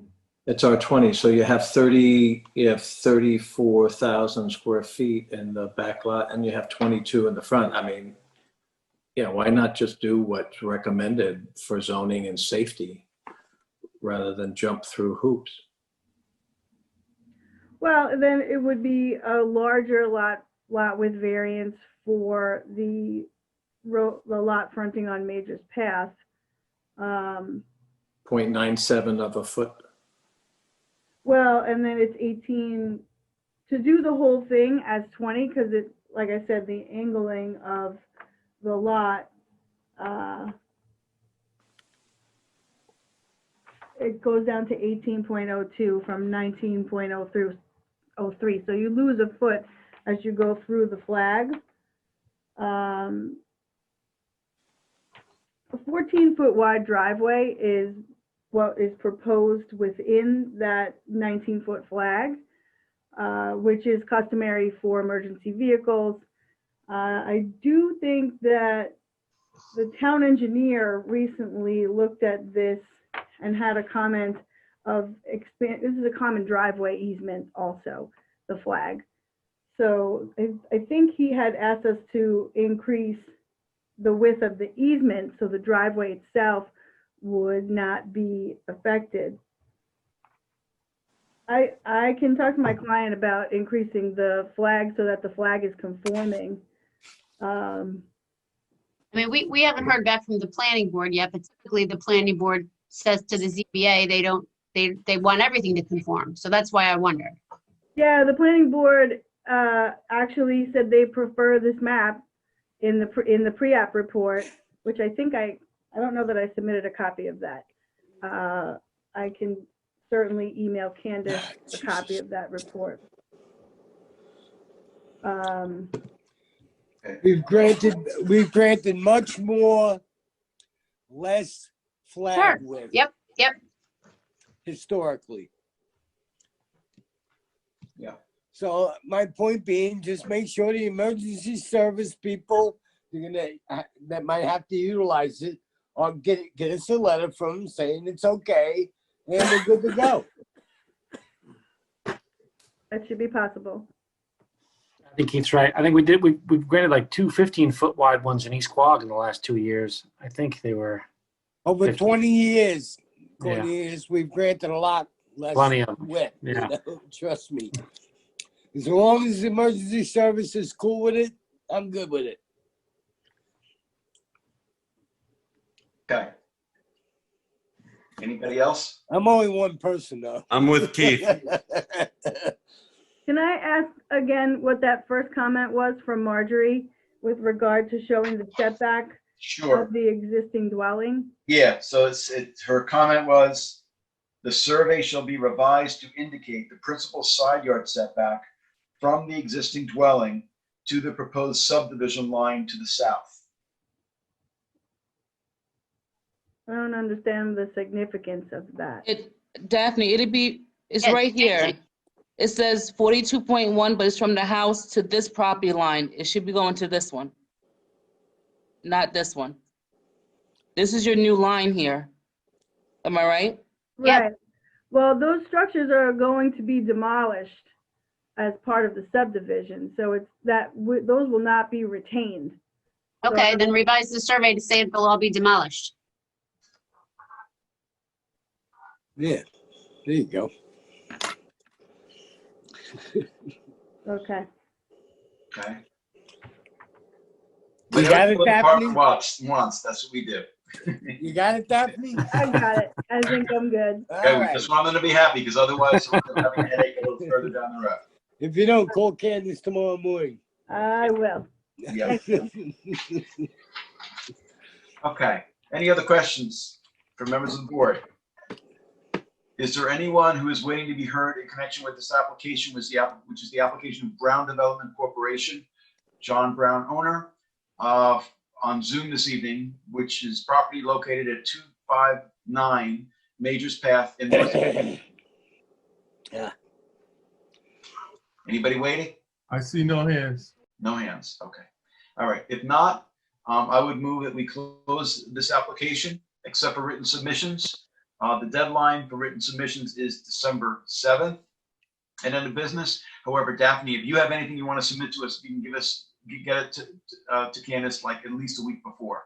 That would be greatly Okay. appreciated. And then on our decision calendar for December 17th. Thank you. So that would be my motion. Second. Mr. Tudhill, Aye. Mr. Kelly, Aye. Mr. Hahn, Aye. Ms. Burgess, Aye. Mr. Daly. Aye. Chair votes aye. Thank you for your presentation tonight, Zach. I'll see you later. I'm number 6. Also. Yes, I remember.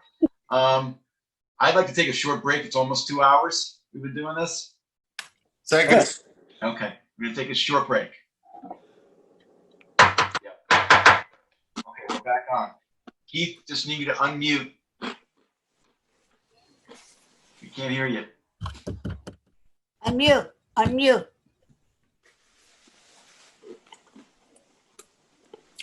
All right, code red's over. Okay. All right, item 4 on the agenda is Susan Amet Diamond, 3 Knoll Road, Shinnecock Hills. Applicant requests relief from the following provisions of the town code. 1, for the proposed attached garage on a non-conforming lot. 330-11, residential district's table of dimensional regulations for an accessory distance from street setback, front yard of 40 feet, where 50 feet is required from the easterly property line, Knoll Road. And 2, for the proposed tennis court.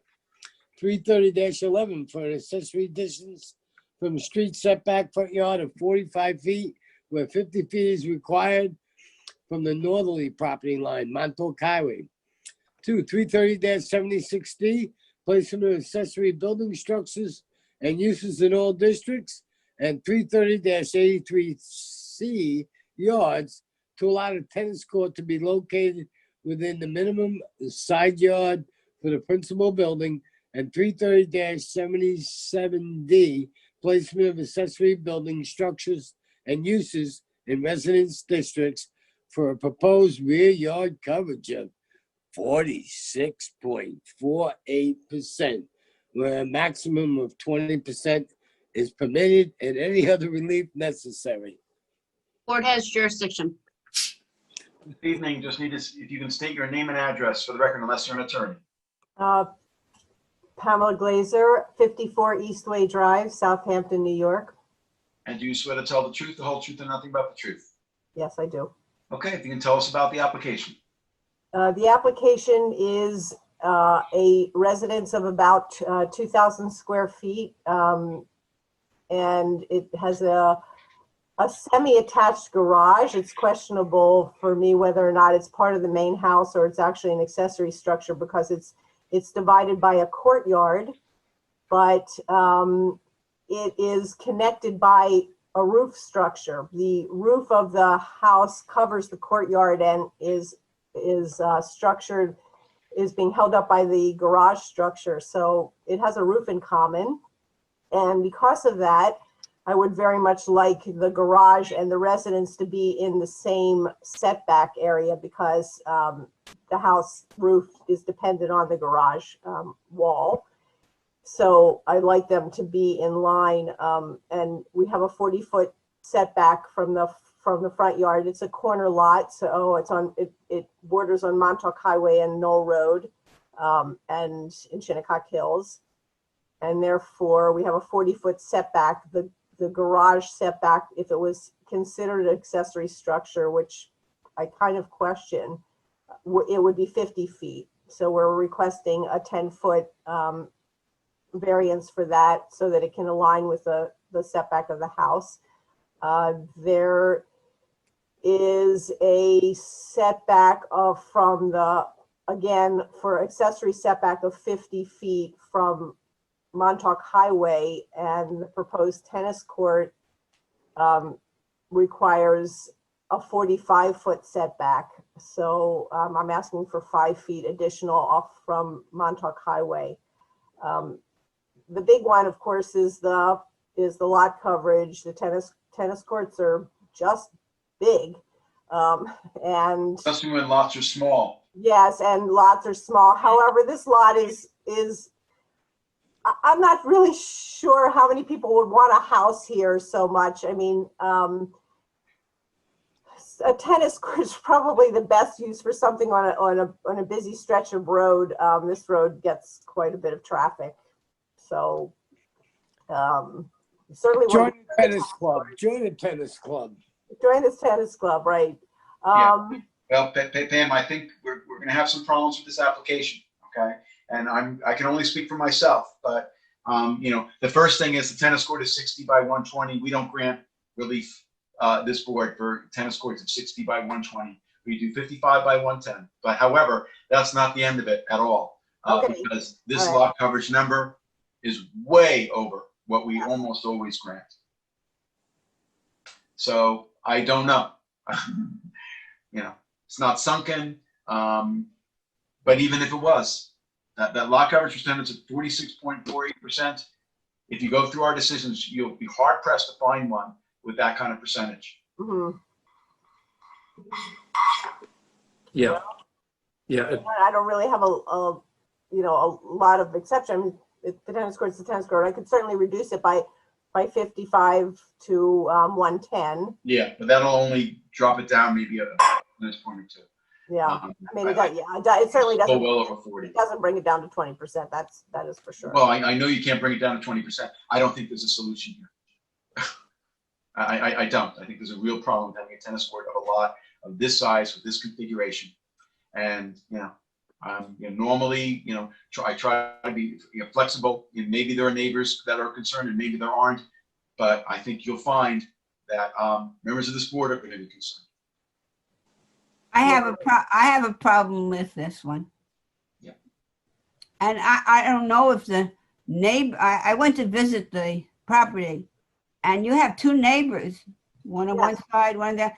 And if I were them, I hate to say it, I wouldn't like to have a place like this right next to my house. This is like a lot of stuff. Is not very small, and a very small lot. Yes, it is a small lot. The house itself is not very big. It's pretty small. The house to the south of it is sitting way up on the road, so it's quite a long distance from the tennis court and the lot. But the lot, I would have to say, to the west is closer. I mean, there's a lot of screening there, both the lot to the west.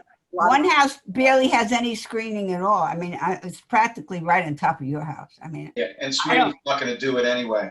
Reducing it to 55 by 110 is not. No, it doesn't reduce the screening. Anyway. No, it doesn't reduce the lot coverage. Yeah, yeah. I thank Mr. Grossman, and I'm going to echo his commentary, and Ms. Burgess also.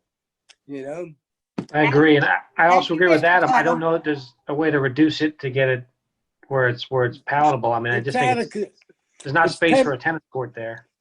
It's 10 pounds in a 5-pound bag. Exactly. That's how I feel, Mr. Tuttle. The other one back on. So that would be 4. So, is there anything that you would accept on that? I mean, if we reduced it, maybe they would do pickleball court or basketball or something. They would they want to have the recreation, so they should have bought a bigger lot. Well, Join the club. There aren't any bigger lots right here, so unfortunately, that's what it is. But then you can propose a pickleball court to whatever the size of that. How big is a pickleball court? I've never played pickleball myself. They're a lot smaller.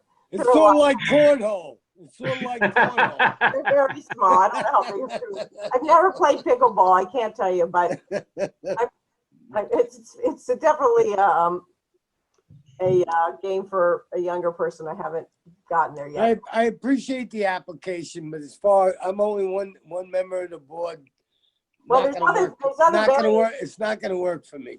Okay, but there I are think we already have 4 people who have some discontent about it. So I think you go back to the people, the Demlers. I think it's the Demlers. Demlers, yes. Mm-hmm. Okay, but there's another question about it. What about the garage and the house being on the same plane at with the 40-foot? That's another request. Mhm. The other two are related to the tennis court, but there is one related to the building itself. I do have an issue with the tennis court, obviously, with the lot coverage, but I don't have an issue with the 40-foot versus 50-foot setback to line up the two buildings off of Knoll. Yeah, nor do I. I'm fine with that. So am I. So we could maybe go for the pickleball court. Or bocce. We know Yeah, somebody who if I was you, we know somebody who might have to be getting rid of a bocce court. Maybe you can get it cheap. Yeah, no, that's like, that's really not an active game. I'm sorry. I think these people are take the fairly young, garage. and I think they're looking for something that they can run around, Gotcha. Could you say that again, Ms. Glazer? What did you just say? I said we were looking at maybe a pickleball court, and he said there's a bocce court for sale, and I said I think that they would like something a little bit more active. Recording. Just leave it alone. Waiting for it. But pickleball courts are They didn't say small. I think anybody you can rates get their like heat. 4 pickleball courts to a tennis court. I think they're very. Listen, I have no problem with the But garage. access, You you know, leave with it alone. Kelly. It's gonna come on as soon as they say, is there anybody else? Hello, Judy, we need you to mute yourself. We can hear you guys. Sorry. speaking. It's okay. I have no problem with the garage. Get rid of the tennis court, deny the tennis court, and let's move on. Well, and we can also, have you come back if you actually want to have, you should have a conversation with the owners about this. If they want to propose something different than a tennis court, a smaller proposed use in the rear yard, we can keep it open and have you come back. Yes, I think we'll keep it open. I think that we've had this conversation already in case the tennis courts seem to be a little bit of a push. I mean, obviously they want a tennis court. I personally would love to see a tennis court there. I don't live that far away. I would love it myself. But Yeah, free membership for life, huh? hey, no kidding. Now, listen, I played Division I tennis when I was in college. I'd be really Very happy nice. to have a tennis court Put a around. kiddie pool in the backyard. There you go. There's some recreation for you. Yeah. Yeah, that's a possibility. But I don't think they want the pool. I think they want some kind of court. So maybe we look at the pickleball court. It is small. So Okay. Now, we also did have some comments from the building department, so I just wanted to read them into the record so that you're aware of them. This is from Marjorie Riley, building inspector. Number 1, the survey and garage pyramid diagram / elevation shall be revised in accordance with the following. They want to make sure that the pyramid is correctly calculated using NAVDA 1988. So it says, as directed by the chief building inspector, the method of determining both the height of a structure and the method of delineating the sky plane from each lot line is as follows. A, determine the average natural grade elevation prior to disturbance using NAV 1988 by indicating spot elevations taken at the corners along the side of the facade wall of the garage adjacent to the nearest street on the survey. And B, the architect or New York State licensed design professional shall calculate the average using the spot elevations as stated and draw the pyramid line from all property lines using the grade plane as applied to the subject structure on the lot. Note, this average elevation, the setbacks from the property line and amount of encroachment, cubic feet, must be indicated on the pyramid drawing.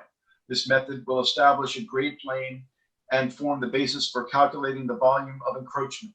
The applicant shall submit this information in order to verify the accuracy of the diagram and pyramid calculations. 2, the garage pyramid diagram elevation shall also include the overall height. yes, I resubmitted that. She had requested that. Okay. So that was done. Okay, no problem. Just wanted to make sure you're aware of that. Okay. Okay, is there any, yes, I'm sorry, Katie, go ahead. No, I was gonna say, we also did get a letter in opposition to the application. Yep. And actually, one of the things that she raised, which is worth discussing, is the size of the proposed garage as it relates to the house. Do we know how big the proposed garage is? Yes, the garage is 24 by 30. 24 by 30? Yeah, I believe. That's a big garage. I'm gonna give it to you for a second. Garage. Aren't the two How big is connected? the house? The survey makes it look like they're connected. They are connected. I'm just checking, sorry. There's a roof. See, I'm looking at the survey. It says roof overhead. Yes. Yeah, they are connected. So They, wouldn't that make it not a, wouldn't that just make it part of the main structure? Not accessory? No, it's my thought that it is part of the main structure. It was, but there's a courtyard in between, but it is connected by the wall and the roof. The So- roof line, yes. So I feel like it is part of the main structure, which case, Well, then it needs to comply with the principal setback, so. that- Well, let me, yeah, Kate, it let me, complies can I, with the principal setback. Candace? yes, it's my understanding the building department had made a determination that it is considered detached. I don't have the exact reasoning, but that was part of the discussion. Which is Gotcha. why I applied for the variance. Right, so again, how big is the house as it relates to the proposed garage? The house is 2,000 square feet. And the garage is, hold on for a second. Did you say 40 by 30? 24 No, by she said 24 by 30. 32, really. So it's 760 square feet. That's larger than 25%. It is. Absolutely. Relief. Okay, so then the board just needs to have a conversation about, the size of the detached garage as it relates to the size of the proposed house to ensure that it is actually subordinate and incidental because of its size. Okay.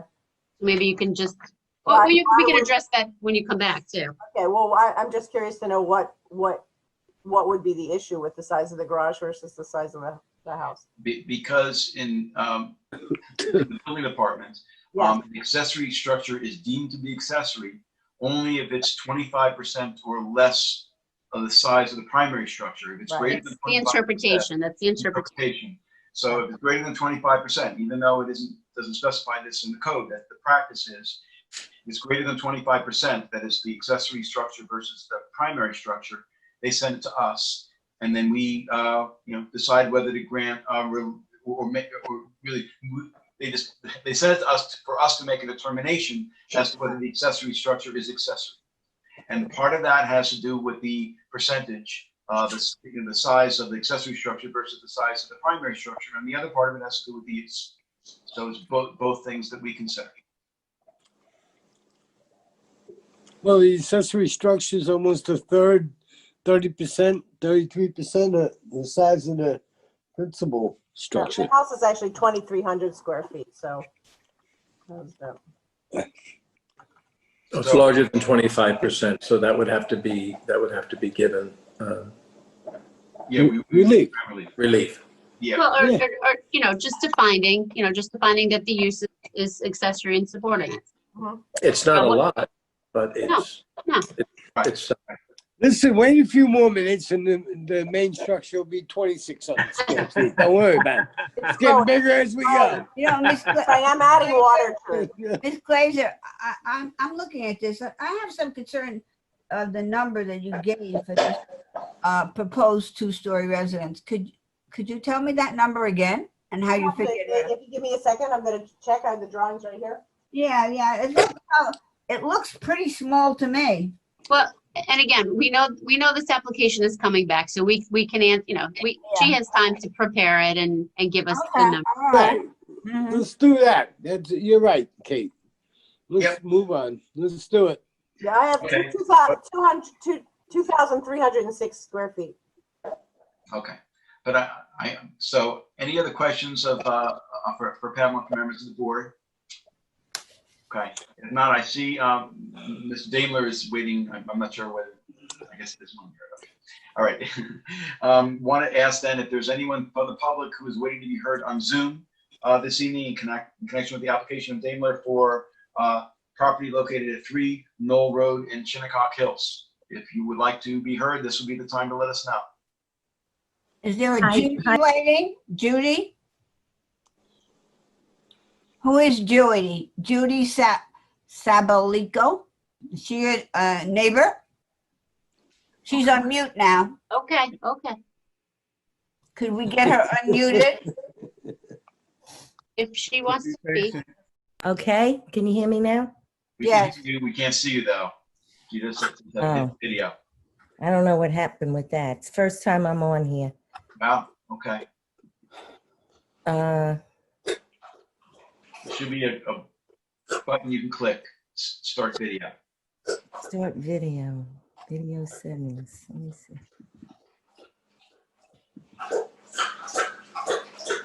Start video. Cannot find it. If you touch near the bottom of the screen, it might pop up. It's saying share, record, chat. Participate. Start video is what it should say. Start video? Oh, Start. Okay. All right, hold on. Start video. There you go. There we go. No, that's Yeah, there she is. No, it's a picture. Yeah, There okay. she was. That's Oh, there she actually. having a margarita, are you? Yeah. Actually, that's my daughter. Actually, that's my daughter. My husband, John, would like to speak for me. Basically, our only concern is. Okay, hold on a second. Hold on, John. Got to sort you in. If you can state your name and address for the record. And actually, Judy, since you already spoke, if you can both do that, that would be great. Sure. You can both state your names and addresses, please. And I'm Judith. swearing you in, so you can raise your right hand, even though we can't see it. Okay, it's Judith and John Sabelico. What's the 111 Beach Road, Massapequa, New York, 11758. That's our home. Okay, and do you both swear to tell the truth, the whole truth, and nothing but the truth? Yes. Okay, so you can tell us your comments. Basically, the only comment we have is the setback. A setback of 40 feet. Everything else in the neighborhood is 50 and above. And I just thought it wouldn't appear very nice and to be out of line with the rest of the buildings. It'll decrease the beauty of the neighborhood, I think. You know, it's supposed to be like a country setting. We're getting more and more towards, towards the city-like living. And that's not what that area is supposed to be, as you know. That's all. That's my only concern. Where is your lot compared to the applicant's property? 6 Knoll Road, across the street. Across the other side of the street. Okay. Yes, sir. All the setbacks, excuse me, the front yard setbacks are 40 feet and theirs is also. I happen to know that, but. Mine? No, mine is 52 feet. Well, if you'd like to submit something, if either side would like to submit something as to what the setback is, a survey, feel free. Okay. Just submit it to the town board with my concerns. And is that all you need? To Candace, our secretary, the ZBA secretary. Candace. Okay, thank you. Okay, no problem. Appreciate your comments. Okay. Thank you. Thank you. Okay. All right. So is there anyone else who is waiting to be heard in connection with this application, which is the application of Daimler? Matt? Nope. Let's move. Okay. Well, before that, Pam, is there anything else you wanted to tell us? No, it's only my concern, sorry, that we, whether or not the garage is considered part of the main structure, it's not considered part of the main structure. I guess that's still a question mark. And I guess that's a building department discussion, but. Okay. That's a building department discussion. That's all, it's not, but the difference of the 10-foot setback on the garage is the only question. Now, the tennis court clearly is no one's favorite. And without that tennis court there, you could also adjust the placement of the house, perhaps, and you may not even require relief from setbacks. That's correct. That's correct. All right, so the other question I have is when would you like to come back? We do have room on our agenda in the next couple of Now, meetings. Adam, you already, now you have 11 on the 19th. Okay, so no more for the 19th. First meeting in December. What date is that? December 3rd. December 3rd. The 3rd. So would you like to come back on December 3rd? Yeah. Okay. All right. Okay, Helen, it is yours. You want to make the motion? Okay, I guess we're keeping the application open and for adjournment. I have one more question. Do you mind? Sorry. If for some reason we now don't need a variance, do we just withdraw the application? Yeah, just contact Candace and she'll tell you exactly what you need to do, which will probably be a letter or an email. Okay. Yeah. Okay. Thank you. So, and if you don't, we'll all see you on December 3rd. I didn't post the date. Yes. Yeah.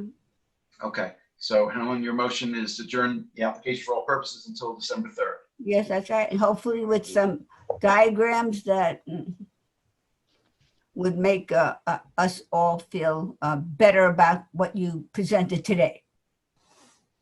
Okay. Okay. All right. Do we have a second on the motion? I'll second it. Okay. Ms. Burgess. Aye. Mr. Tuthill. Aye. Mr. Kelly. Aye. Mr. Daly. Aye. Chair votes aye. Thank you for your presentation tonight. Thank you. Adam, did you say on the record about Jason leaving?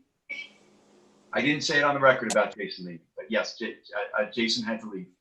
After the break, After the right? break, you left. Okay. Yeah. Okay. Thank you so much. Thank you. Item 5 on the agenda is Gold Coast Development LLC, 14 Jagger Lane in West Hampton, Suffolk County Tax Map 900-369-3-27.4. Applicant requests for relief from the following provisions of the town code for a proposed 2-lot subdivision. 1, for proposed lot 1, 330-11, residential districts table of dimensional regulations for a lot width of 130.64 feet where 150 feet is required. 330-11 for a principal front side yard setback of 15 feet where 20 feet is required. And 330-84D, pyramid height. And 2, for proposed lot 2, 330-11, for a lot width of 138.25 feet where 150 feet is required. And any other relief necessary, I'm sorry. Mr. Secretary, you said this was 34 Jagger and it's 14 Jagger and it's actually 34 Jagger. Board has jurisdiction. I'm sorry. Thank you very much, Michael. I apologize. It is 34 Jagger Lane. Okay. William, unless you're an attorney, I have to swear you in. Swear me in. Okay. Can you state your name and address, please? William D. Conza, 170 Main Street, West Hampton Beach, New York. And do you swear to tell the truth, the whole truth, and nothing but the truth? I do. So you can tell us about the application. Well, this is situated on the corner of Jagger Lane and Sweetgrass in West Hampton. It's 83,000 square foot lot. Up until about 1992, it had been indicated as 2 separate tax lots on the Suffolk County Land and Tax Map, but then it was merged for some reason, I can't figure out why, into one large lot. What we're seeking to do is to recreate the 2-lot scenario that had previously existed. It's improved with a house that was built in 1875, as well as a barn and a little potting. Hello, there we go. Potting shed in the back. Now, what we were trying to do was to recreate the 2 tax lots as they were, but that had a scenario where one was, we're looking at an old map here, one was 47,000 square feet and one was 36,000 square feet. We had since submitted a new plan that went before the planning board that basically had both lots at 40. So we slid the proposed line, we slid it a little bit north into the larger parcel so that we had basically two 40,000 square foot lots minimum. We'd like to preserve the existing 100 and some year old house, and that's why the side yard setback there, in order to create the 40,000 square foot on the newer lot, we have a 15-foot side yard setback instead of a 20-foot side yard setback. And the pyramid also comes into play with a little bit portion of the existing roof line because of that. We're still going to have a substantial frontage along Jagger for both lots. One's going to be 130 feet. The other one's going to be 135 feet. We're going to move the potting shed that's on the newly created property line. We're just going to get rid of that because we don't need a variance for that. And that's what we're trying to do. It's an 83,000 square foot lot in a 20,000 in a 1 acre zoning district, the R40. So we'll be creating two 40s. And we've been before the planning board and they did a report. And so now we're before you folks. I had a question, which is, it was advertised for pyramid relief. Yes. But I don't have a figure in terms of how much pyramid relief. Okay. It is, we submitted that, I sent that to Candace, it's 623 cubic feet. Okay, just wanted to know the figure. Sure, but and even on that, even if I slid that property line over to the 20-foot setback that the code requires, it still would clip a portion of the existing roof. It would still be somewhat in violation, not as much, but it would still be needing a variance of that. Adam, I'm sorry, I don't see within the advertisement that they're looking for pyramid relief. I don't have a problem with that. Well, it's little number 3, Keith. I'm sorry? It's little number 3 in the advertisement. It just says 330-84D, that's all. Pyramid height with no amount. Yeah. I'm sorry, I do see it there, but it doesn't have a, all right, I have no problem with it. Mr. I'm Grossman, paying taxes all these years. Mr. Grossman, shall we let the applicant know about Miss Riley's comments? Because there's a lot of comments. Well, you want to read them, Helen, since you brought it Oh, up? no, Mr. Grossman, Come on, you can do that it. much better. You're perfect with your reading. The bulk of the comments have to do with the pyramid calculation, which he's already said he's addressed. Right, I think there were only three issues. One was the that shed that we're gonna remove, and the pyramid thing, and then there was one other. I don't have it in front of me. A barbecue. Stone barbecue. The barbecue, yeah, that's sitting out on the corner of Sweetgrass somewhere, and that's decrepit and not usable and will be removed. Okay. Okay, so maybe you can just revise the surveys to just show those Absolutely, structures gone. absolutely. Yep.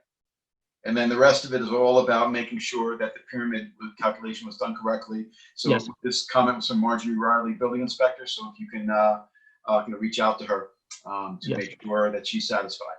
Certainly. Okay. All right. What was the cubic footage? Was it 623 you said, or 627? 623. 623. All right. So basically, it's relief for a proposed 2-lot subdivision. Then looks like the current, well, they're different. I don't know if you can see here. Yeah. I don't know how to send a plan around, but if you could see this, that's the little portion, that dark portion there is a little portion that is in the pyramid line. Okay. If that helps at all. And anyway, so submit a full plan. So getting back to it, the relief that's being requested, it's, other than the pyramid relief, it's, the setback relief for proposed lot 1 from 150 to 130.64. Principal side yard setback 20 feet to 15 feet, and the pyramid relief and proposed lot 2 lot width 150 to 138.25. Yes, sir. Yeah. So in my view, I mean, of course, we'll listen to what the neighbors have to say, but in my view, and I understand you're looking to create what had been the previously existing 2 lots, it's relatively modest. The lot size compared to what's in the vicinity is something else to consider. And I'm looking at lots across the street that is on the other side of Jagger Lane. There's that like appear to 4 be pretty- flags. Yeah, that appear to be pretty small. Yeah.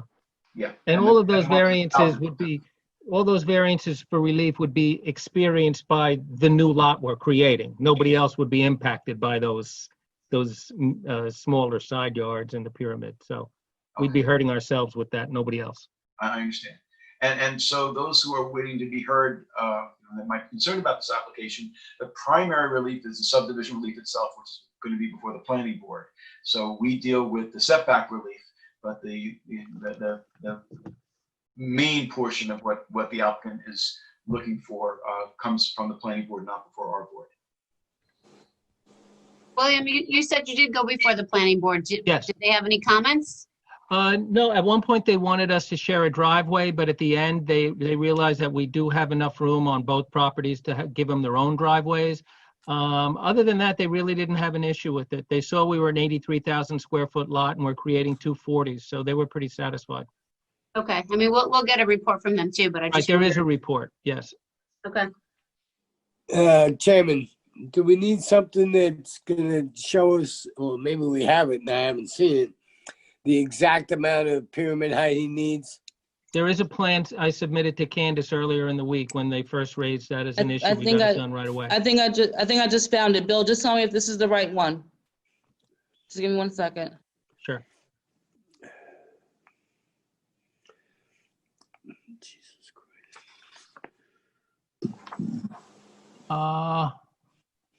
Looks like it. No, that's not No? it, because we took the 20-foot. Put it down, put it down. What's that say? That's the first one. 560 cubic feet, right there. There was one that was submitted on Monday. Okay, the one you submitted Monday, I can't share because it's not a PDF. That's fine, as long as we have something, that's all I care about. You know, we Got got it. something, and it's not, you know. Yes. Here again, I have it here. I have it here. I can drop it by again if you'd like. But we included the elevations. I didn't have the elevations, and that was one of the comments that so I had to quickly get that redrawn with the elevations on it, and then I resubmitted. Mr. Chairman, can we just see if there's anybody from the public, please? We can do that first. Any other questions from members of the board? Okay, if not, is there anyone from the public who would like to be heard on Zoom this evening in connection with the application of Gold Coast Development LLC for 34 Jagger Lane in West Hampton? If so, this would be the time to let us know. Hi, Liza and Michael Ball, 42 South Country Road. We are the property that's southeast adjacent to 34 Jagger Lane. Okay, I just have to swear you in. If you can state your name and address again. Michael Ball, 42 South Country Road in West Hampton, New York. My wife is sitting here also. Does she need to be sworn in as well? If she's going to speak, she would. She said she will not speak. Okay, all right. So do you swear to tell the truth, the whole truth, and nothing but the truth? I do. Okay, you can tell us your comments.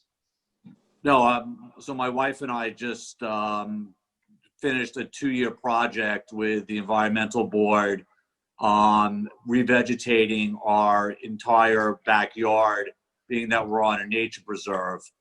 And I believe the property is also, since it's adjacent to our property, and I've just revegetated it, I just want to make sure that, I assume he wouldn't be before you if environmental hadn't signed off on the permits, but I want to make sure that he's set back properly from our vegetation. Absolutely. We had the wetlands flagged, and we're at least 125 feet. We're not getting any closer than that existing shed that's there. And that will be on our side. The wetlands are nowhere near our property, but on our side, we'll also be putting up our own planting buffer. But we don't have any desire to encroach upon any environmentally sensitive areas. It's 125 feet or 150 feet you have to be? It's 125 to the existing shed.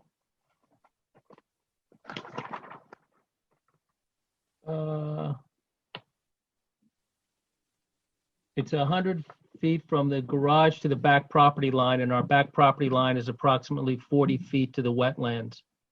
So we're 148 feet, our closest structure to the demarcated wetland area.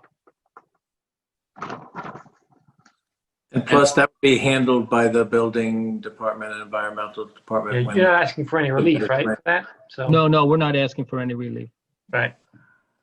I think that's one of the other things you had mentioned, Ms. Garvin, the planning board. That's one of the things they had mentioned, that we respect the wetland and not come within a certain distance, which we wouldn't anyway. That's what Well, we're sure, required to sure. do. And this action is for the subdivision. So if and when, those lots become improved or, more structures are proposed, then they would have to get the Yes. appropriate permits from, either from the wetlands, the wetlands permit or a letter of non-jurisdiction, and from the building department. And on the first house, are you planning to put a pool in the first house? That's where the historic house is now? Where the house is now, in the rear yard in front of the barn, yes. Okay, you're putting the pool in front of the barn. Yeah, that would be, I guess, the backyard area of that house. It's where the bluestone is now for the driveway turnaround. Right, and that leaves you how much space in the second lot? Oh, the second lot's just to the right of that. That's 40,000 square feet. That's separate. That's not being touched. That's on the right side of the existing driveway. Right, but Between the point- driveway and the flag lot that goes down to the house, I guess that's somewhat behind us. There's a 40,000 square foot lot there. Right, but the point is, for the 6 years that my wife and I have owned the property, and for the years before that, our 90-year-old neighbor had owned the property. There'd been one house there. Yes. And now you're proposing a house, a pool, and another house. And And I just want to mention, your comments should be directed to us, members of the board, not to the agent for the applicant. I apologize, my first town meeting. That's okay. So maybe you can just tell us what you're. I redirect that to the board. So, do you want me to repeat it? You don't have to repeat it, but you can add to it, whatever you want to tell us. This is, we're here to listen to what you have to say. No, just again that it's a historic property that's been on this lot. It's set back nicely from the street to be in line with my neighbor's house on 32 Jagger. So I'm flag lotted on 32 Jagger, but the property actually, touches my property on 42 South Country. The house has always been back to the house on 32 Jagger from the street, and now between the preserve that I recently increased, now you're talking about the same house, a swimming pool, and another house. I just want to make sure that the second house goes with the size of the neighborhood, and that we're not trying, to cram 3 things on a parcel where there had been previously been one thing. Okay, well, I mean, this is an application for setback relief primarily, and a little bit of pyramid relief related to a subdivision. It doesn't really deal with exactly what's going to be going on the subdivided property, because that's, that would be dealt with after this application. If it turns out that in the future they decide they want to build a structure or structures there that require variance relief, then they would have to come back to us. Otherwise, they have to conform to the zoning code. So I don't know that I can spend too much time talking about what might or might not be going up, because we don't know at this point. That's totally fine. But again, if that were to happen, it would be before you again, and there would be a notice to me that I could appear again.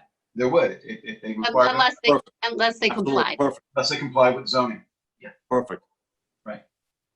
Okay. Is there anything else you wanted to tell us?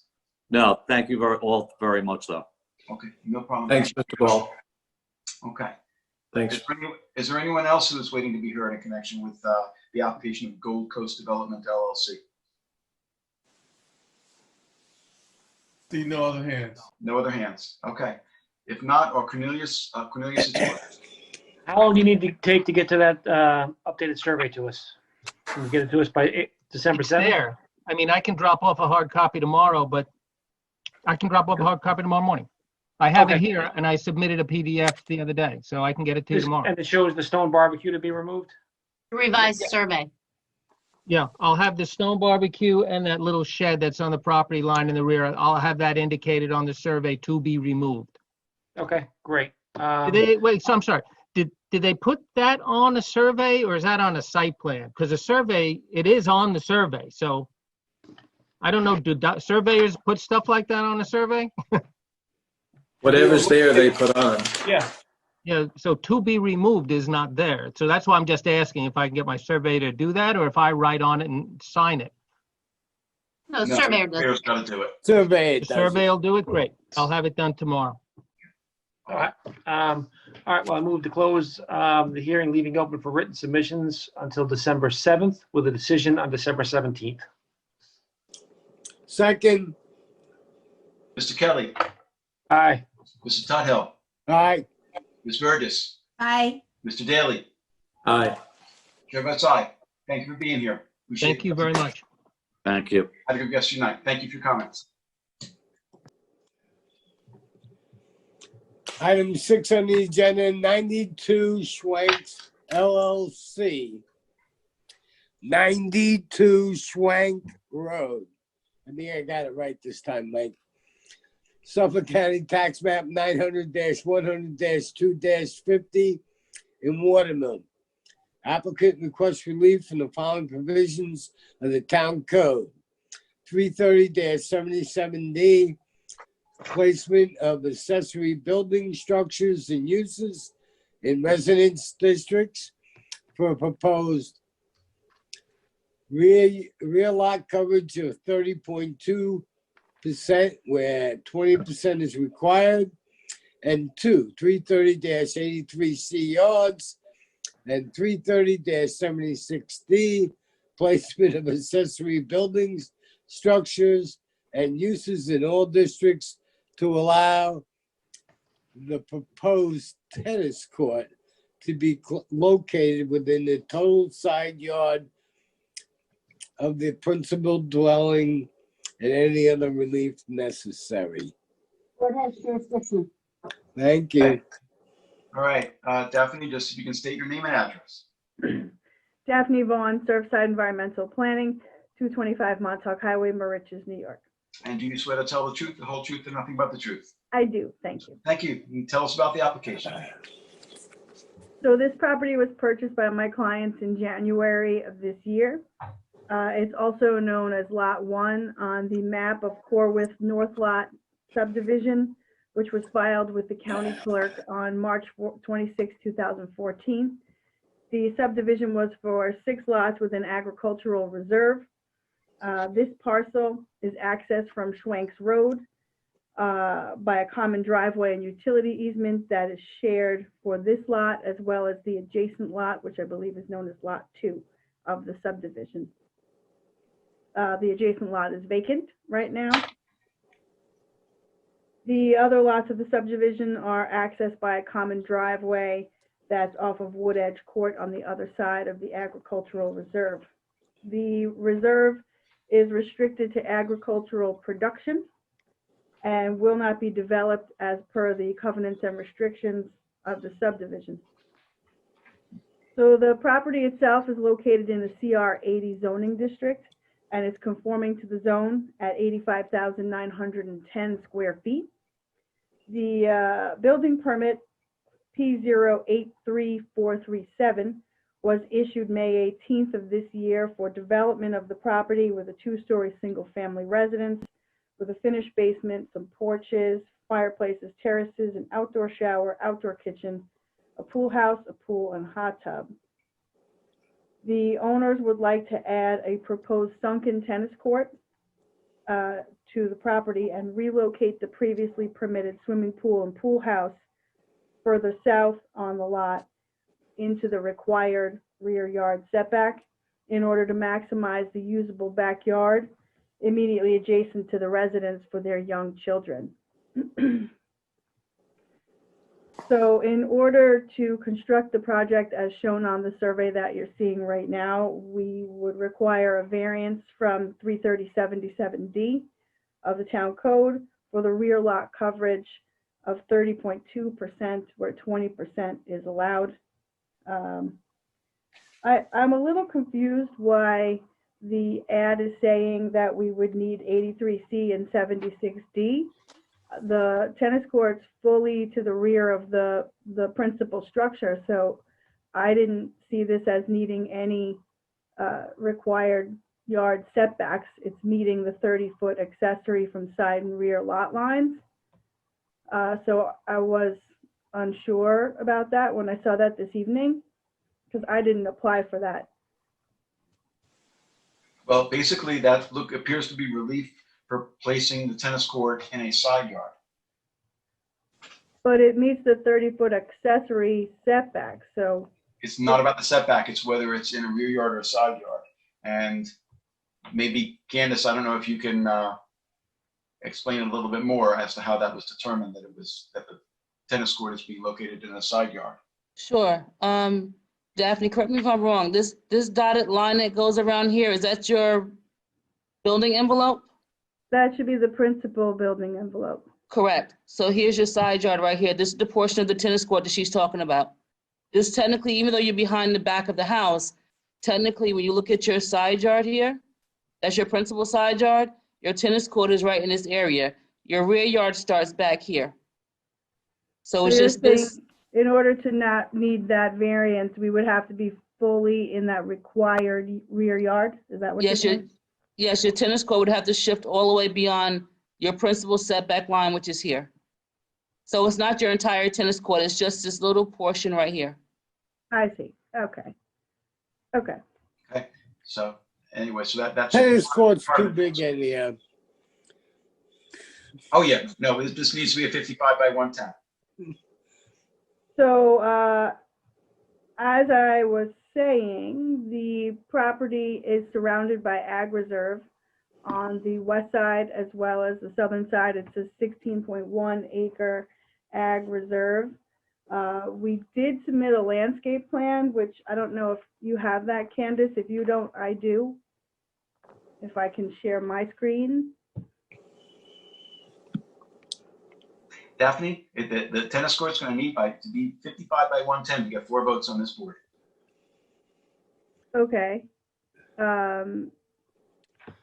Nice try. Well, I was in communication with my client while you were talking about the other application, and they told me they would like it to be 56 by 114 if possible, because that's the minimum for a recreational tennis court. Oh, we've heard those arguments. 55 by So, 110, Daphne. Tell your client that's what it is. Where'd they get that one from, Daphne? Yeah, usually it's 60 by 120. Well, nobody's ever come up with that one in all my years. Oh, I don't know. They know the numbers are recreational tennis court as opposed to a different kind of tennis court. I mean, well, that would save 816 square feet. yeah, but it's a wrong number. Okay. 55 by 110 or less. Yeah, 55 by 110 and join a tennis club. You know what I mean? I can tell you there's a bunch of them. And it'll still be recreational. No, I understand, and I think that they are amenable to that. I just am seeing an email from them. They have no choice. Just an email. That'll reduce lot coverage a little bit. Everybody's happy. New set of numbers, though. I never heard those numbers before. I don't play tennis, so I don't know anything about it. It's fine. So, okay, so I do have some photos if you want to see them, or a landscape plan. It is a sunken tennis court, and it will be fully landscaped around the tennis court. We will also be landscaping the entire western lot line. This property does not front on Schwanks Road at all. It's got a common driveway, so it's a few hundred feet off of Schwanks Road. So there's no neighbors as of this moment. Two sides are an ag reserve, and then there's the common driveway that's only for this lot and the vacant lot next door. Daphne, you got something you can show us that shows us the? I do. I'm Put trying. it up there. Come on, don't be timid. Where's the share screen? I got it. Hold on. Well, while she's doing that, could I ask the question, if the sunken tennis court was not in the side yard, it's only 7.1 feet into the side yard, would it then require a variance?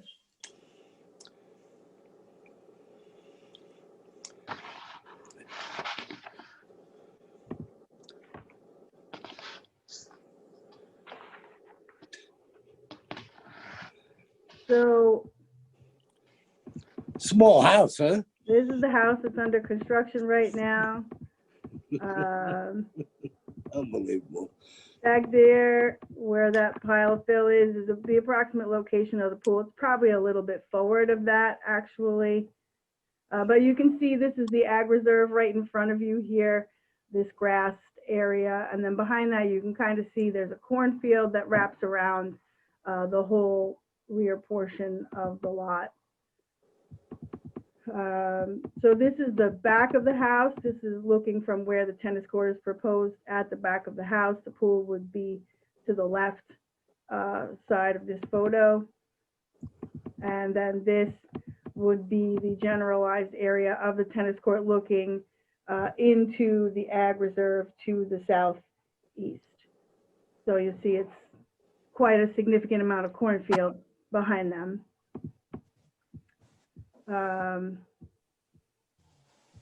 I also have the landscape plan for your pleasure.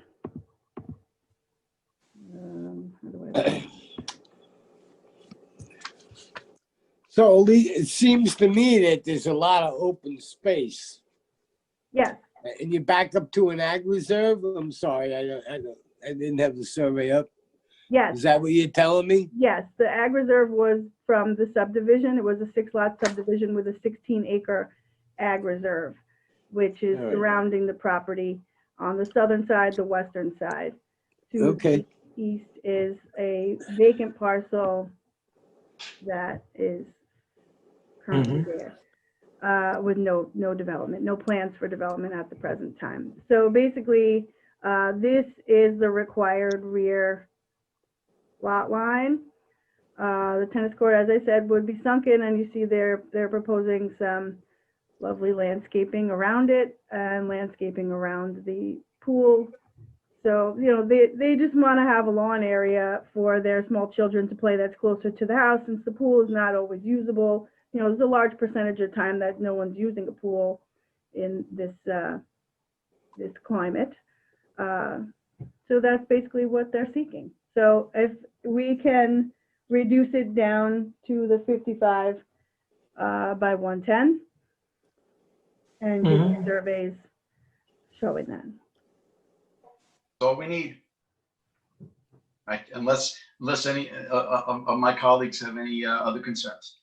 Do we have a question about the fact that the pool is 50 feet long? Is that right, Daphne? Yes. It's 18 by 50. 18 by 50. Yeah, but she's not looking for any relief for the pool, are you? Well, the pool is in the required rear yard. Right, so it has a role in this, but then again, with the 55 by 110, we're going to be below 30%. Yeah. My guess is it'll be like probably 29, between 28, 29%. Daphne, did you read the comments from Miss Riley? I did not, I was not privy to those, no. Okay, well, here's what we got. You can always ask Candace for them, Daphne. Yeah. Yeah. Well, it says, although the applicant is not requesting any variance relief for the proposed dwelling, a floor plan shall be submitted indicating the number of bedrooms within the proposed dwelling in order to confirm the number of permissible parking spaces in accordance with Town Code 33094, Schedule of Off-Street Parking Space Requirements for Residential Uses, and 33097, Supplemental Regulations for Private Garages and Off-Street Parking Areas in Residence District. So that's what we got. That is confusing to me because the building department reviewed the plans for the house and should have, in theory, looked at parking at that time in May when they issued the building permit. So I don't know what that would have to do with this application. Maybe you need to talk to Miss Riley and find out what she's. Yeah, we just want the building department to be happy. Okay. Whatever they ask for, whatever they're concerned about.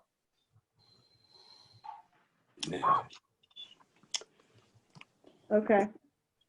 So, and I think what she's getting at is, our decisions refer to, a survey, and sometimes plans. And if there are particular, amount of parking spaces that are required, maybe, she wants to make sure that is, all something that is either, well, I don't know, that has to be reflected on the survey, but if you need additional relief, we would want to know that, and you would want to know that, because then you would be requesting that. Yeah, I don't know that that's an issue because it's quite an extensive driveway. It's a 2-car garage, which also should count for parking. So I'll speak with Well, her. there's no decision if it's not addressed, so. That's fine. Yeah. I'll have a conversation with her. Okay, appreciate it. Okay. Any other questions from members of the board? Is there anyone from the public who's waiting to be heard this evening on Zoom in connection with the application of 92 Schwenks LLC for 92 Schwenks Road in Watermill? If so, if you'd like to be heard, this would be the time to let us know. No hands. No hands. Okay. All right, seeing and hearing no one, motion to close. I'm gonna do, leaving it open for written submissions. I believe it is to Pearl Harbor Day, which is 12/7/20, with a determination on 12/17. Second. Mr. Tudhill. Aye. Mr. Kelly. Aye. Ms. Burtis. Aye. Mr. Daly. Aye. Chair votes aye. Thank you again, Daphne. Thank you. Have a good night. You too. Thank you. Bye. Oh, and Daphne, you're going to submit the revised plans. I think I want to make sure that you're going to take care of that. I'm on it. Okay, very good. Thank you. Okay, item 7 on the agenda is 207 Narrow Lane Redevelopment LLC, 207 Narrow Lane South. Suffolk and Watermill, Suffolk County Tax Map 900-82-1-8.18. Applicant requests relief from Town Code 330-76D, placement of accessory building structures and uses in all districts, and 330-83C yards to allow an existing garage to be located in the total required side yard of the principal dwelling as a result of a one-story addition to an existing dwelling and any other relief necessary. Board has jurisdiction. Good evening. Hi, Lori. You can just state your Hi. name and address. Yep, Lori Wiltshire, 231 Pantigo Road in East Hampton. And you swear to tell the truth, the whole truth, and nothing but the truth. I do. Thank you. You can tell us about the application.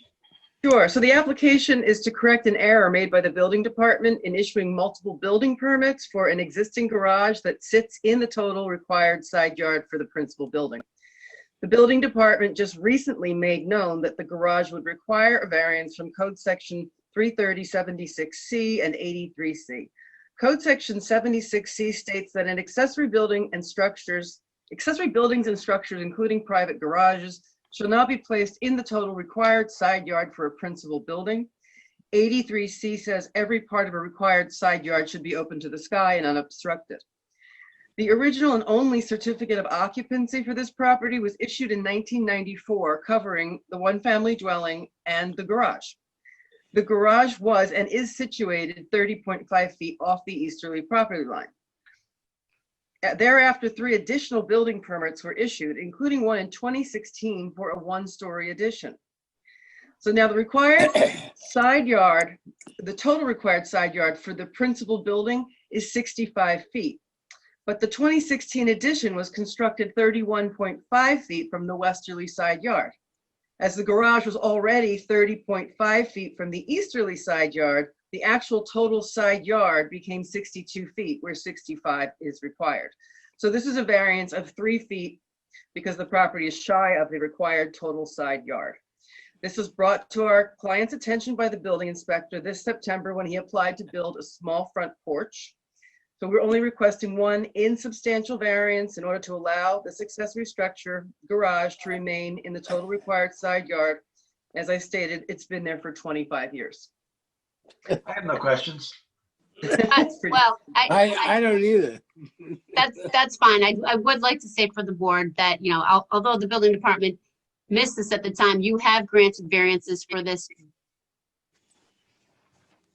these type of relief before. When people do additions, structures that already exist on the property end up in non-conforming locations. So to start the application saying it's a building department error is a bit of a misnomer. All right. Did you hear that, Lori?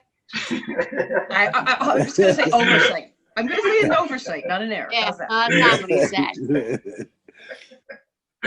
Okay. In either case, I have no problem with this. Let's No move problem. on. None whatsoever. All right. Any other questions, members of the board? Is there anyone from the public who's waiting to be heard on Zoom this evening in connection with the application of 207 Narrow Lane Redevelopment LLC? This is for 207 Narrow Lane South in Watermill. If you were waiting to be heard, this would be the time to let us know. No hands. No hands. Okay. Well, it had been Jason's, but he had to leave. So I will make a motion that we close the application except for written submissions until our December 7th meeting, and that we will have a decision ready at our December 17th meeting. Second. Okay. Mr. Tudhill. Aye. Mr. Daly. Aye. Mr. Kelly. Aye. Ms. Burgess. Aye. Chair votes aye. Thank you for your presentation, Lori. Have a good rest of your night. Thanks, you too. Yep. Bye. Bye.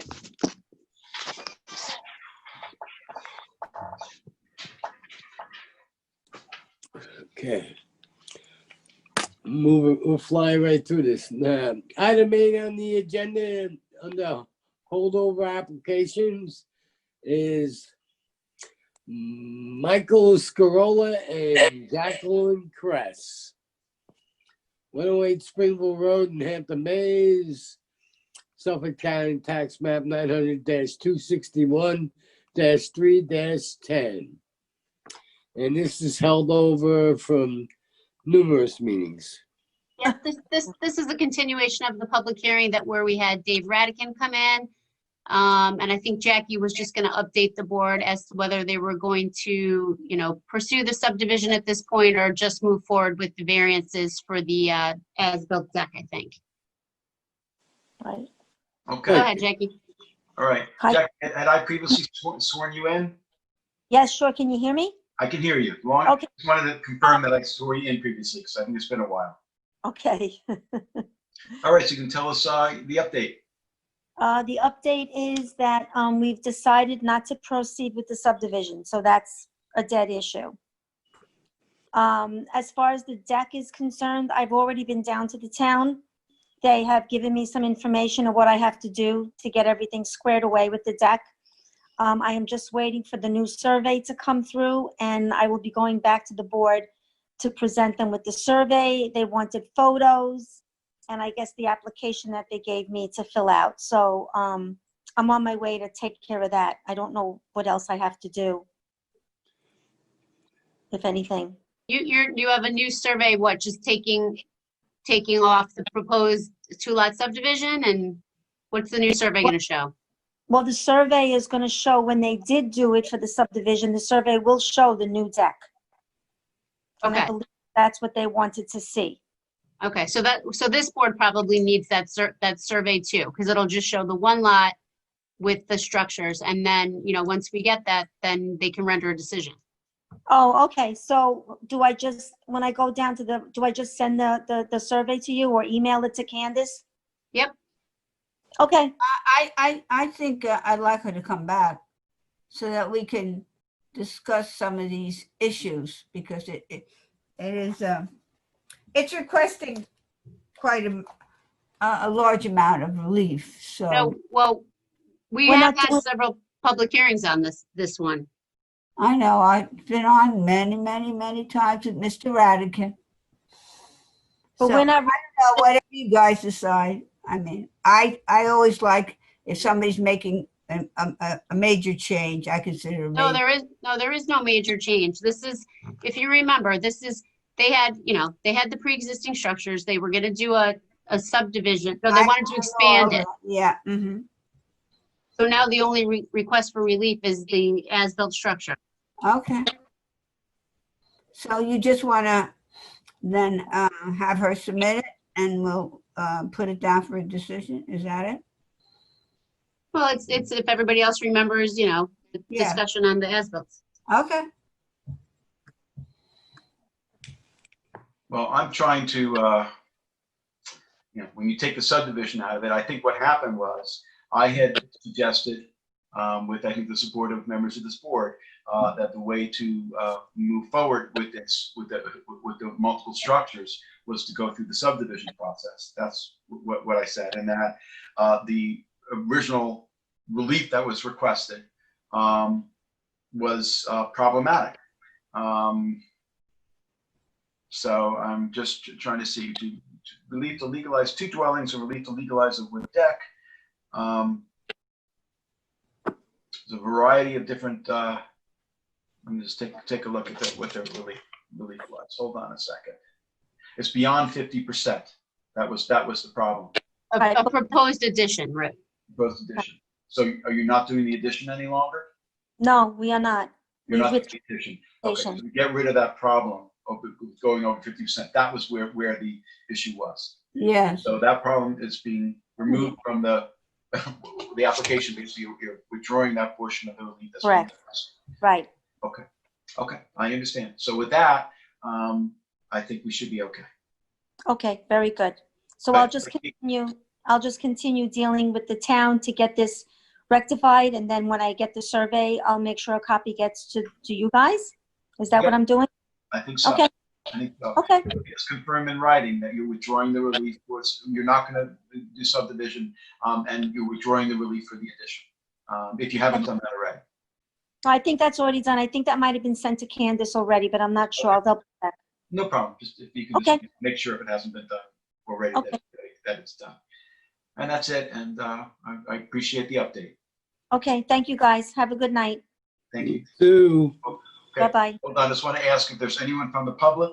Also, any questions, members of the board? Is there anyone from the public who is waiting to be heard on Zoom this evening in connection with the application of Scarola and Cress? This is for 108 Springville Road in Hampton Bays. See no hands. No hands. Okay. So Keith, it's yours. Seeing, hearing no one, motion to close the termination, 12/17, written submissions by 12/7. Second. Thank you. Thank Okay. you. Yep. Mr. Tuthill. Aye. Mr. Kelly. Aye. Mr. Daly. Aye. Ms. Burgess. Aye. Chair votes aye. Thank you for the update tonight, Jackie. Okay, thank you. Good night. Good night. All right, item 9 on the agenda, adjourn to 11:19. Number 9, we adjourned, and then we Adjourn just. to 11:19, right? So we're down to decisions right now. Well, no, I wanted to I added to the agenda, the proposed policies, which have already been circulated to the board members. So I really kind of just, wanted to, I feel like I've heard back from everybody, but to the extent that anybody has some, any edits that they want to do, we have the 3 proposed policies that have to do with, the processing of applications. And then we'll just keep it open for written submissions in case anybody from the public wants to weigh in on these. Okay. So we probably should put into the record exactly what's being proposed. Sure. Does somebody have them? Can I have them. You want me to read them? Please. Okay, so the first policy is appeals made pursuant to New York State Town Law 267A4 must be perfected by filing an application with the board within 6 months of the notice of appeal, or they will be deemed abandoned and dismissed. So that's the first one. The second one is The board must obtain jurisdiction over a matter and testimony must be presented within 6 months of the notice of the first public hearing date, or the application at the discretion of the board may be deemed abandoned. Exceptions may apply for applications where an environmental review is being conducted pursuant to SECRA. So that's the second one. The third one is for as-built. Subject to the board's calendar availability, applications to legalize as-built structures must be presented to the board and the hearings completed within 60 days of the first public hearing date, or the application may be denied with prejudice. The board has the discretion to extend this time. So that's All just right, to keep Jake. these applications moving. Okay, Have struck- item, if I may. Yes. All right. Item 1, are you talking about once a decision is rendered, they have 60 days to, file a, what's it, a 78, 678, whatever the hell? Nope, I'll quick tell you what they're for. So the first, Just tell me what item 1's about. I got the rest of it.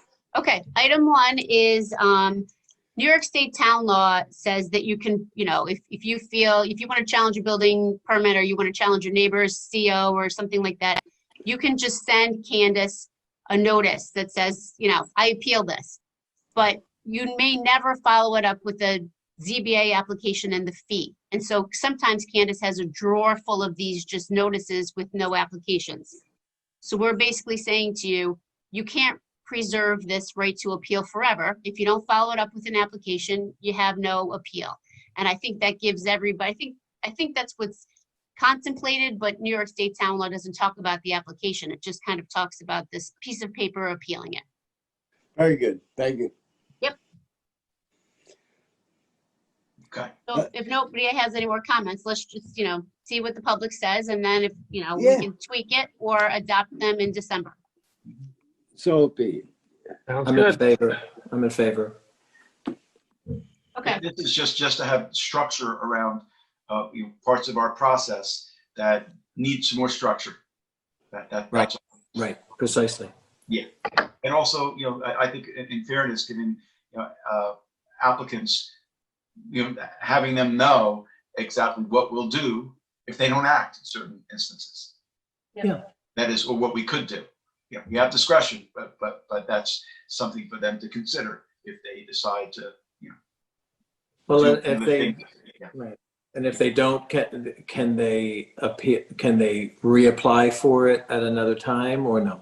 Well, I think it will depend on the ones where when we're saying you blew your time, then no, and that has to be, especially for the ones where you have a notice of appeal, but you're not following it up with an application. They can't just linger nowhere. And that's why most of them say either, denied with prejudice or abandoned or, at the discretion of the board.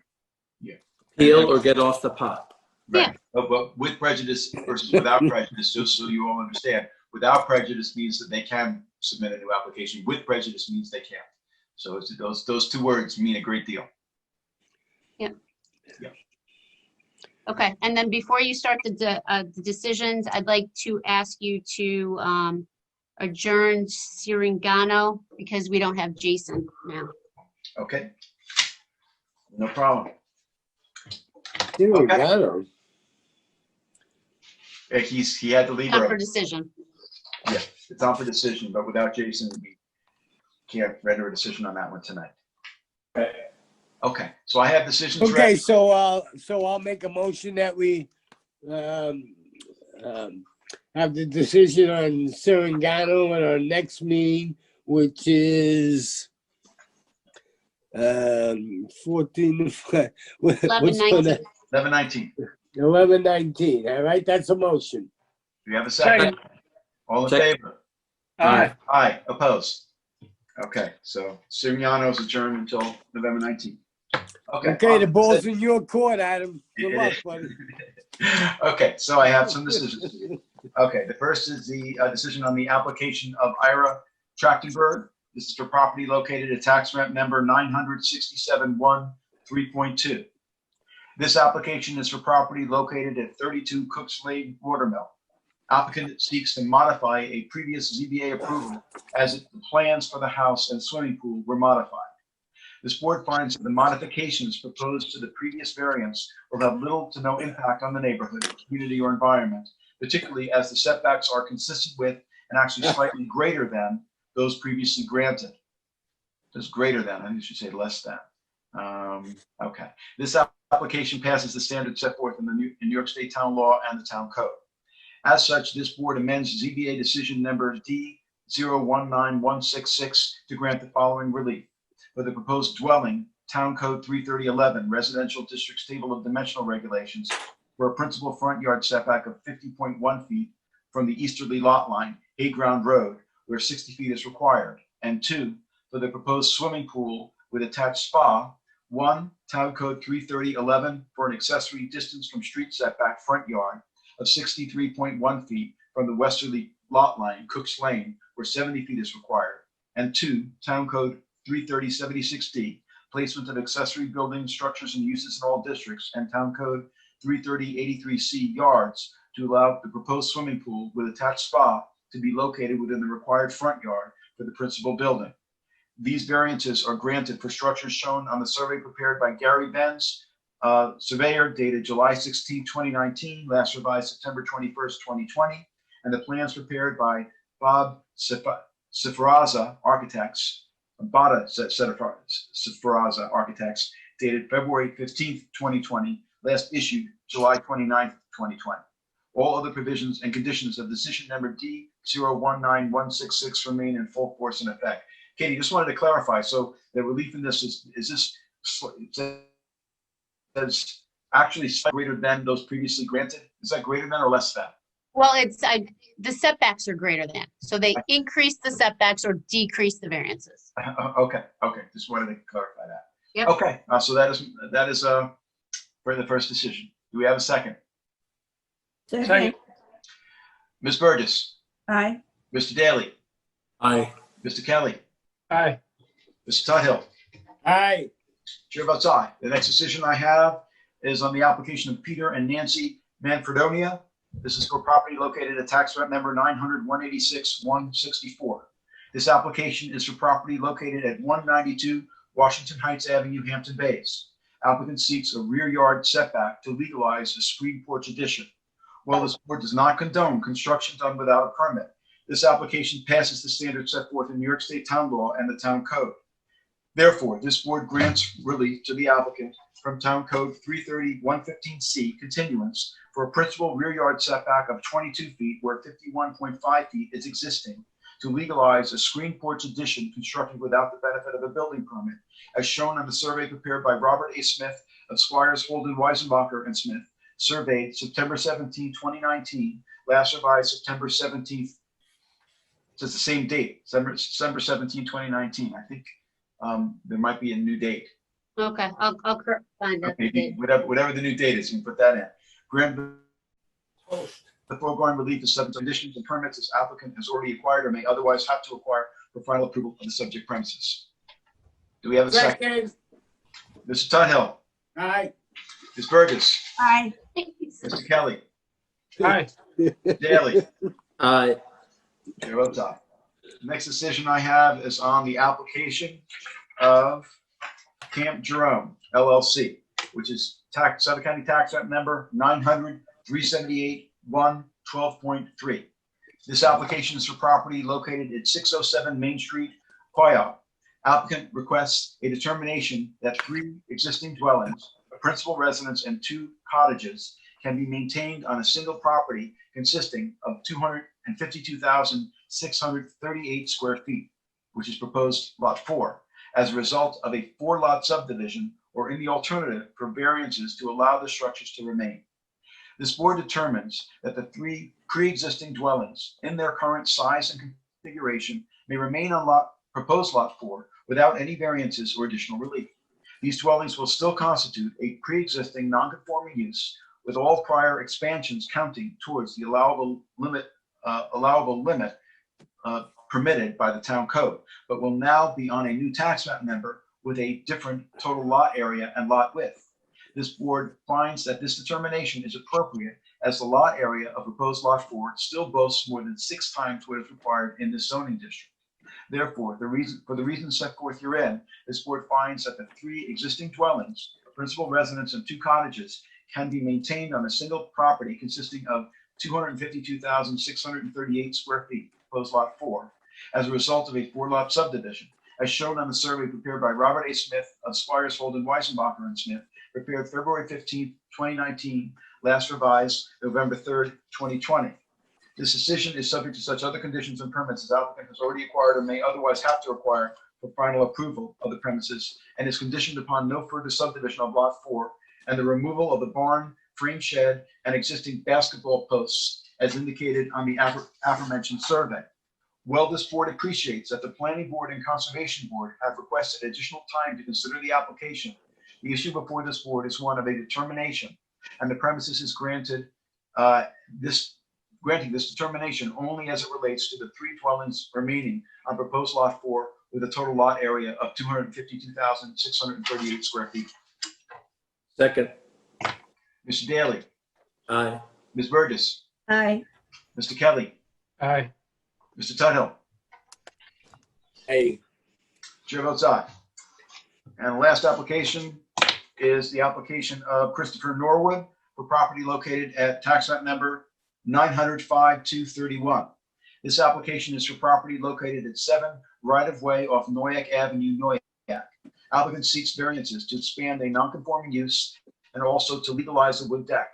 While this board does not condone construction without a building permit, this application passes the standards set forth in New York State Town Law and the Town Code.